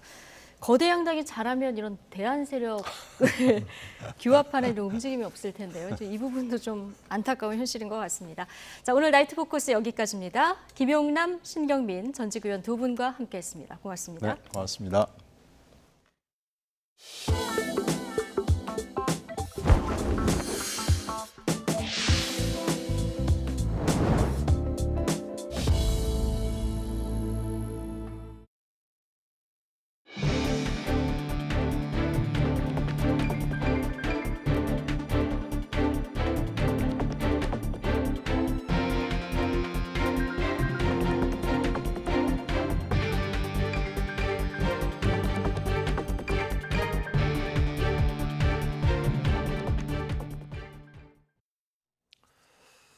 이른바 인천 건축왕 남모 씨에게 전세 사기를 당한 뒤 극단적 선택을 한 30대 여성 A씨의 빈소가 인천 인하대병원 장례식장에 마련됐습니다.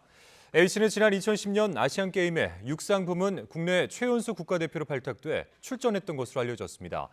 A씨는 지난 2021년 전세 보증금 9천만 원에 재계약을 했는데 지난해 3월 아파트가 경매에 넘어가면서 전세금을 모두 날렸습니다.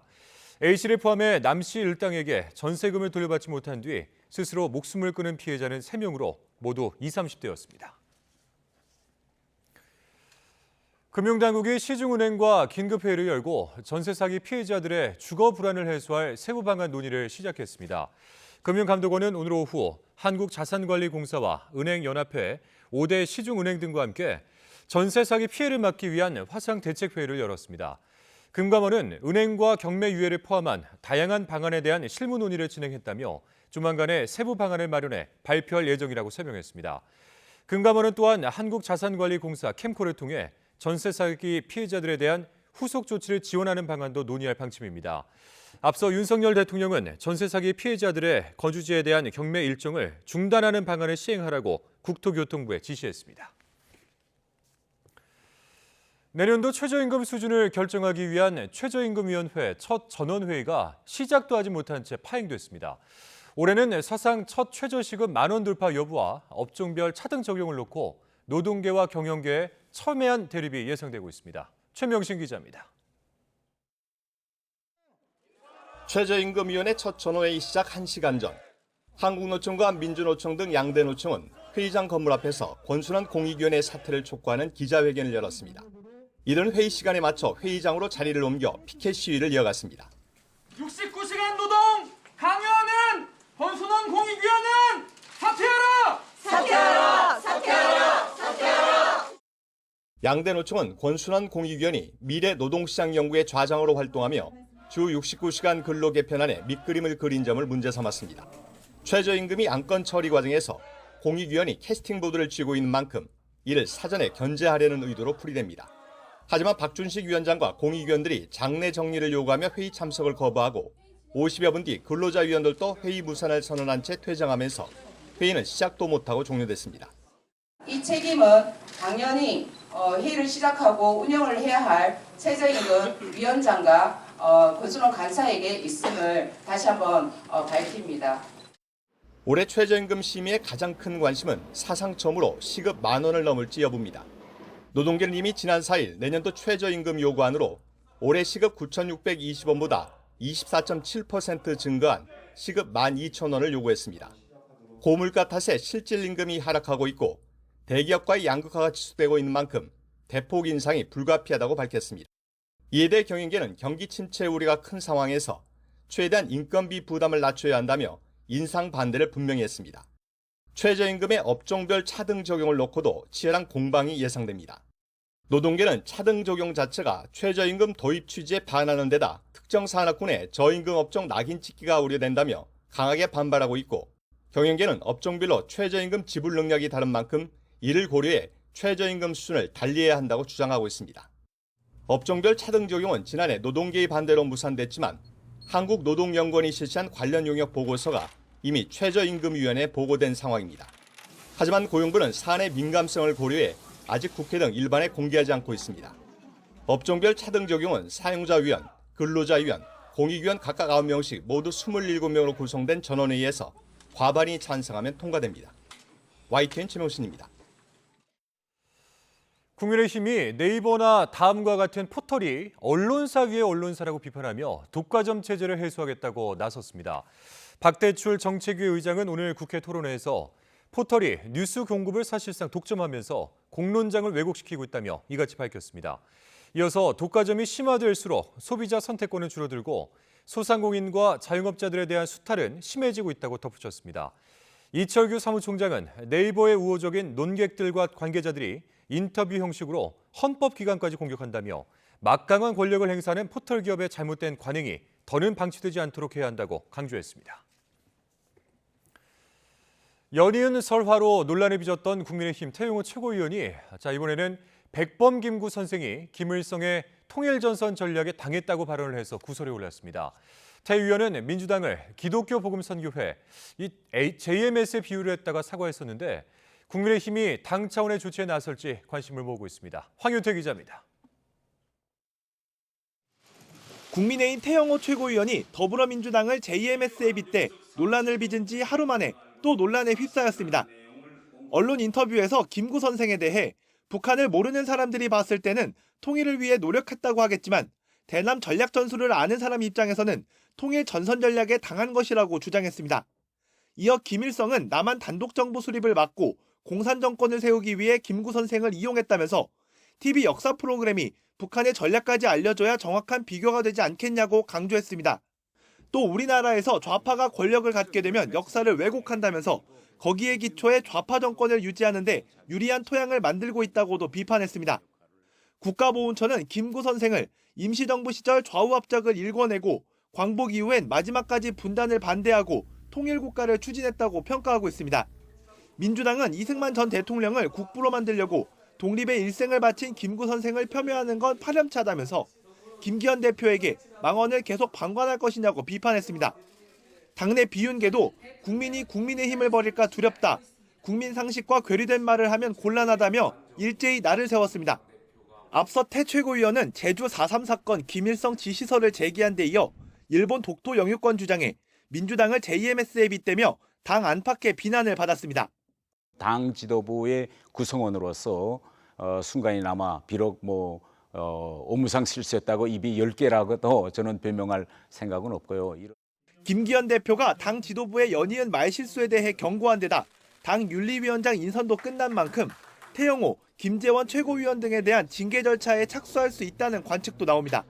윤리위원장이 선임이 되셨고 윤리위원이 선임이 되면 그다음에 뭐 필요하면은 거기에 대한 징계 절차가 진행될 예정이지. 당을 이끌고 있는 최고위원들의 이딴 설화가 민생에 총력을 쏟으며 지지율 반등을 고심하고 있는 당 지도부의 부담으로 작용하고 있다는 분석이 나옵니다. YTN 황윤태입니다.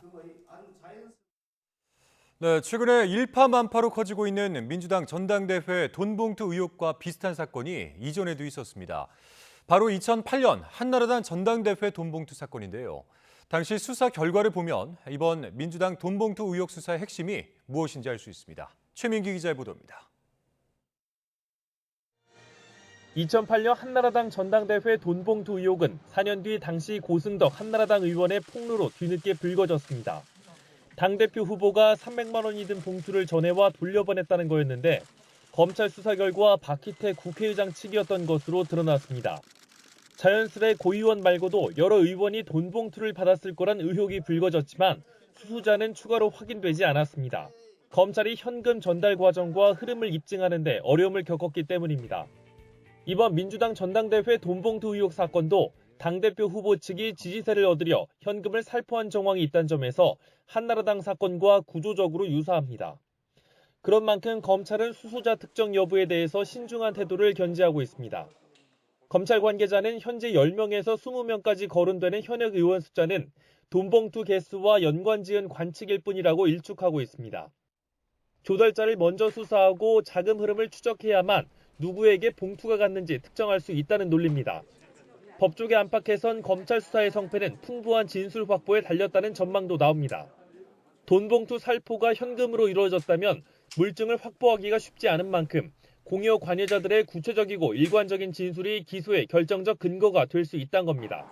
지난 12일 압수수색을 벌인 지 불과 나흘 만인 그제 검찰이 강래구, 강화평씨 등 피의자 2명을 불러 조사한 것도 이러한 맥락으로 풀이됩니다. 검찰이 확보한 이정근 전 사무부총장의 통화녹음 파일에 돈봉투 관련자 여럿의 실명이 거론되는 점을 고려하면 수사 대상자는 대폭 늘어날 수밖에 없습니다. 민주당 윤관석, 이성만 의원 등 돈봉투 전달자로 지목된 피의자들이 혐의를 전면 부인하는 상황. 그런 만큼 검찰은 압수물 분석과 잇따른 관련자 소환 조사를 통해 이를 뒤집는 데 주력할 것으로 보입니다. YTN 최민기입니다. 더불어민주당 이낙연 전 대표는 오늘 아침 장인상 등 열흘 동안의 한국 일정을 마치고 미국으로 출국했습니다. 이 전 대표는 오늘 오전 인천공항에서 지지자들의 배웅을 받은 뒤 미국 워싱턴으로 향했습니다.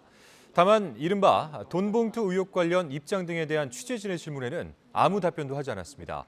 이 전 대표는 오는 6월 미국 연수를 마친 뒤 귀국할 예정입니다. 최근 서울 강남 학원가에서 일어난 마약 음료수 사건에서는 ADHD 치료제처럼 꾸며진 겉포장이 집중력 강화 제품이라고 학생들을 속이는데 한몫했습니다. 실제로 ADHD 치료제가 공부를 잘하게 만드는 약으로 오남용되는 사례가 많아서 청소년들의 정신 건강을 해칠 우려가 커지고 있습니다. 김평정 기자입니다. 최근 서울 강남 학원가에서 필로폰 등 마약 성분이 든 음료수를 학생들에게 나눠준 사건이 발생해 충격을 줬습니다. 집중력 강화에 좋다고 학생들을 속인 음료수 병에는 주의력 결핍 과잉 행동 장애를 뜻하는 ADHD가 적혀 있었습니다. 실제로 학부모와 학생들 사이에서는 ADHD 치료제가 이른바 공부 잘하는 약으로 인식되는 경우가 많습니다. 최근 5년 동안 서울에서 ADHD 치료제가 처방된 건수의 30%가 서울 강남 3구와 노원구 등 교육열이 높은 지역에서 집중된 것도 이런 경향을 뒷받침하는 것으로 해석될 수 있습니다. 포털 사이트에선 ADHD 치료제 이름을 검색하면 오픈 카톡이나 텔레그램 방을 내걸고 불법 판매하는 글을 쉽게 찾을 수 있습니다. 향정신성 의약품인 ADHD 치료제를 의사 처방 없이 사고 팔면 처벌받지만 온라인에서 불법 판매 또는 광고한 행위가 지난해 259건, 올해 들어 3월까지만도 40건 적발됐습니다. 문제는 ADHD 환자가 아닌데 치료제를 오남용하면 부작용을 겪을 수 있다는 것입니다. 치료제 성분인 메틸페니데이트는 뇌에서 주의 집중력을 조절하는 신경 전달 물질의 재흡수를 억제해 환자의 각성 상태를 유지하는데 오남용하면 식욕 감소와 두통, 불면증 등을 겪을 수 있고 더 심한 부작용이 나타날 수도 있습니다. 일반인들이 이 약을 먹었을 경우에는 오히려 약물 부작용이 훨씬 더 많이 일어나고 좀 더 심하게 일어난다는 거가 일반적인 이론이거든요. 두통, 복통, 식욕 저하, 입마름 등이 있을 수가 있지만 조금 더 심하게 간다면은 뇌전증 발작이 올 수도 있고, 또 성적 향상을 목적으로 ADHD 치료제를 복용할 경우 약에 대한 의존성이 생길 수 있다는 점도 유념해야 합니다. 주로 학업에 열중하는 시기에 학생들이 유혹에 빠지기 쉬운 만큼 불법 판매 사이트 근절 등 청소년 피해를 최소화할 대책이 강화돼야 한다는 지적도 나옵니다. YTN 김평정입니다. 그동안 대규모 적자를 이어왔던 실손 의료보험의 지난해 실적이 많이 개선된 것으로 나타났습니다. 하지만 일부 과잉 진료에 따른 보험금 누수는 여전한 과제라는 평가입니다. 조태영 기자가 보도합니다. 실제 의료비를 보상해 제2의 건강보험이라고도 불리는 실손 의료보험. 지난해 말 기준 가입자는 3,997만 명으로 국민 건강보험 가입자의 80%에 육박합니다. 문제는 그동안 대규모 적자가 이어져 왔다는 점입니다. 매년 꾸준히 증가하다 지난 2021년엔 2조 8,600억 원까지 늘었습니다. 하지만 지난해엔 1조 5,300억 원으로 적자 자체는 이어졌지만 규모가 절반 가까이 줄었습니다. 사정이 한층 나아진 셈입니다. 보험사의 핵심 수익성 지표로 보험료에 직접 영향을 미치는 손해율 역시 2018년 이후 처음으로 100%에 근접했습니다. 백내장 등 비급여 과잉 진료를 방지하는 노력이 일정 부분 성과를 거뒀고 1, 2세대 실손 보험료를 인상한 것도 영향을 미쳤습니다. 다만 과제도 여전히 적지 않습니다. 건강보험이 적용되지 않는 비급여 항목 가운데 1위와 2위를 과잉진료 논란이 큰 도수치료와 백내장이 차지했기 때문입니다. 보험금 누수 우려가 여전하다는 뜻입니다. 도수치료와 같이 이제 과잉 진료에 우려가 있는 항목들에 대해서는 수가를 올려서 수요를 조금 줄일 필요가 있고요. 4세대 실손보험으로 전환을 통해서 전반적으로 이러한 비급여 항목들이 실손보험 요금에 반영될 수 있도록 유도를 해야 될 상황인 것 같습니다. 금융당국은 앞으로도 비급여 진료 항목과 관련한 관리를 강화해 나가기로 했습니다. 또 과잉 진료 통제 수단을 갖춘 4세대 실손 보험으로의 전환을 유도한다는 방침입니다. YTN 조태현입니다. 국내 최초로 버스 차고지에서 수소를 생산해 충전하는 시스템이 인천에서 출범했습니다. 정부는 수소버스의 보증기간과 거리를 기존의 2배로 확대해 경제성을 높였고 수소버스 400대 중 130대를 인천에 배정했습니다. 이승용 기자가 현장에 다녀왔습니다. 버스 차고지에서 버스가 충전을 시작합니다. 충전 중인 에너지는 수소. 국내 최초로 차고지에서 생산된 수소입니다. 불과 5분 만에 수소 25kg을 충전한 버스가 움직이기 시작합니다. 저는 인천에서 운영하고 있는 수소 전기버스를 타고 있습니다. 혹시 차내 소음 들리시나요? 거의 소음이 없고 진동도 아주 적습니다. 이렇게 정숙성이 아주 뛰어난 게 이런 수소 전기버스의 특징입니다. 브레이크가 좀 민감한 편이지만 고갯길도 쉽게 잘 넘을 수 있을 정도로 힘이 좋은 편입니다. 이 버스는 앞으로 매일 서울 신촌과 인천 부평역을 오가는 친환경 시민의 발 역할을 수행할 예정. 가스 충전소까지 갖춘 이 버스 차고지는 가스에서 생성기를 통해 하루에 수소 1.2톤을 만듭니다. 앞으로 이런 형태가 전국 수소버스 충전 시스템의 모델로 자리 잡게 될 전망입니다. 지금은 수소를 생산하는 방식이 천연가스, 즉 LNG를 개질해서 쓰고 있는데 앞으로 우리가 나아갈 방향은 재생에너지, 원전 이런 다양한 수단을 통해서 수소를 만드는 방식을 정부가 추진해 나갈 예정입니다. 정부는 수소버스의 수소연료전지 스택의 보증 기간을 기존 5년에서 9년으로, 보증 거리도 5만 킬로미터에서 9만 킬로미터로 확대해 경제성을 높이기로 했습니다. 또 수소버스 400대 중 130대를 인천에, 75대는 전북, 70대는 부산, 40대는 서울에 배정해 수소버스 시대를 본격적으로 열어간다는 방침입니다. YTN 이승윤입니다. 금호공대, 안동대, 경북도립대 등 경북에 있는 국공립대학교 3곳이 통합을 추진합니다. 학력 인구 감소, 지방대 경쟁력 약화 등에 대응하고 동시에 교육부가 추진하는 글로컬 사업도 겨냥한 방안입니다. 이훈재 기자가 보도합니다. 경북 구미에 있는 국립금호공과대학교와 안동과 예천에 있는 국립안동대 또 경북도립대 세 대학이 하나로 합치는 방안을 추진합니다. 출산율이 떨어지면서 신입생이 줄어든 게 가장 큰 배경입니다. 수도권 쏠림이 심해지고 지방대에 대한 관심과 투자가 감소한 것도 이유입니다. 새 학교를 하나로 만들고 학생 정원과 교직원 숫자도 줄여 경쟁력을 키워야 생존할 수 있다고 판단한 겁니다. 학력 인구 감소는 명확한 사실이고 대학이 변해야 된다는 것도 확실한 사실인 것 같아요. 더 나은 그런 대학을 만들어 보자는 관점에서 통폐합에 임하고 있습니다. 교육부의 글로컬 대학 사업은 통합 논의의 촉매가 됐습니다. 지역사회와 산업에 맞는 인재를 키울 수 있게 체질을 바꾸는 지방대에 5년 동안 1,000억 원을 지원하는 사업인데 지역대학이 교육부의 의도를 통합과 이에 따른 정원 축소로 해석한 겁니다. 앞으로 10년 이후에는 누구나 다 똑같은 상황이 오게 돼 있습니다. 그런 모델로 간다면은 얼마든지 자신이 있고 저희들이 또 그거를 해내야 된다고 생각을 하고 있습니다.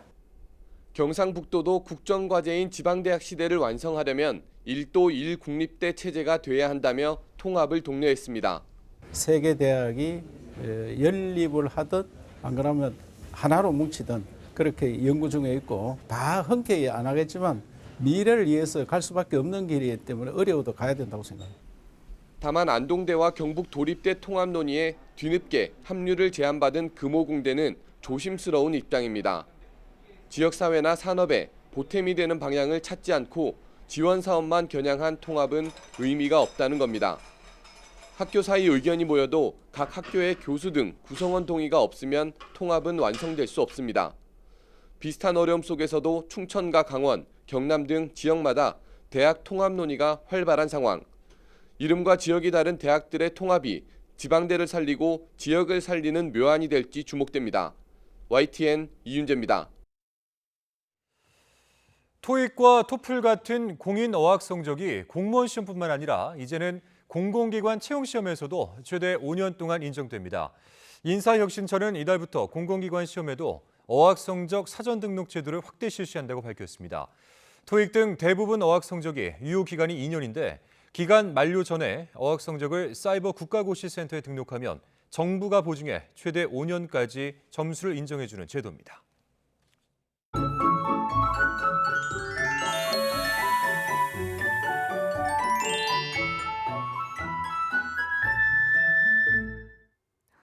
하루 만에 계절이 봄에서 초여름으로 바뀝니다. 우선 내일 아침에도 서울 기온이 12도로 오늘보다 조금 높겠고 한낮에는 27도까지 오르는 등 오늘보다 10도 안팎으로 크게 오르면서 올봄 최고 기온을 기록하는 곳이 많겠습니다. 특히 중서부 지방을 중심으로 6월 초에 해당하는 초여름 더위가 기승을 부리겠습니다. 내일 내륙은 대체로 맑겠지만 오전까지 대부분 지역에서 안개가 매우 짙게 끼겠습니다. 이른 시간 운전하시는 분들은 안전 운전에 각별히 유의해 주시기 바랍니다. 또 남해안과 제주도에는 낮까지 5에서 10mm의 비가 조금 더 내리겠습니다. 내일 아침 기온 오늘과 비슷하거나 조금 높겠습니다. 서울 12도, 대전 13도, 광주 16도, 부산 15도로 예상됩니다. 낮 기온은 25도 안팎으로 크게 오르겠습니다. 서울 27도, 대전 29도, 광주 25도, 대구 28도로 예상됩니다. 모레는 경기 북부와 영서 북부에 비가 조금 오겠고 남부지방은 30도 안팎의 여름 더위가 나타날 전망입니다. 날씨 정보였습니다.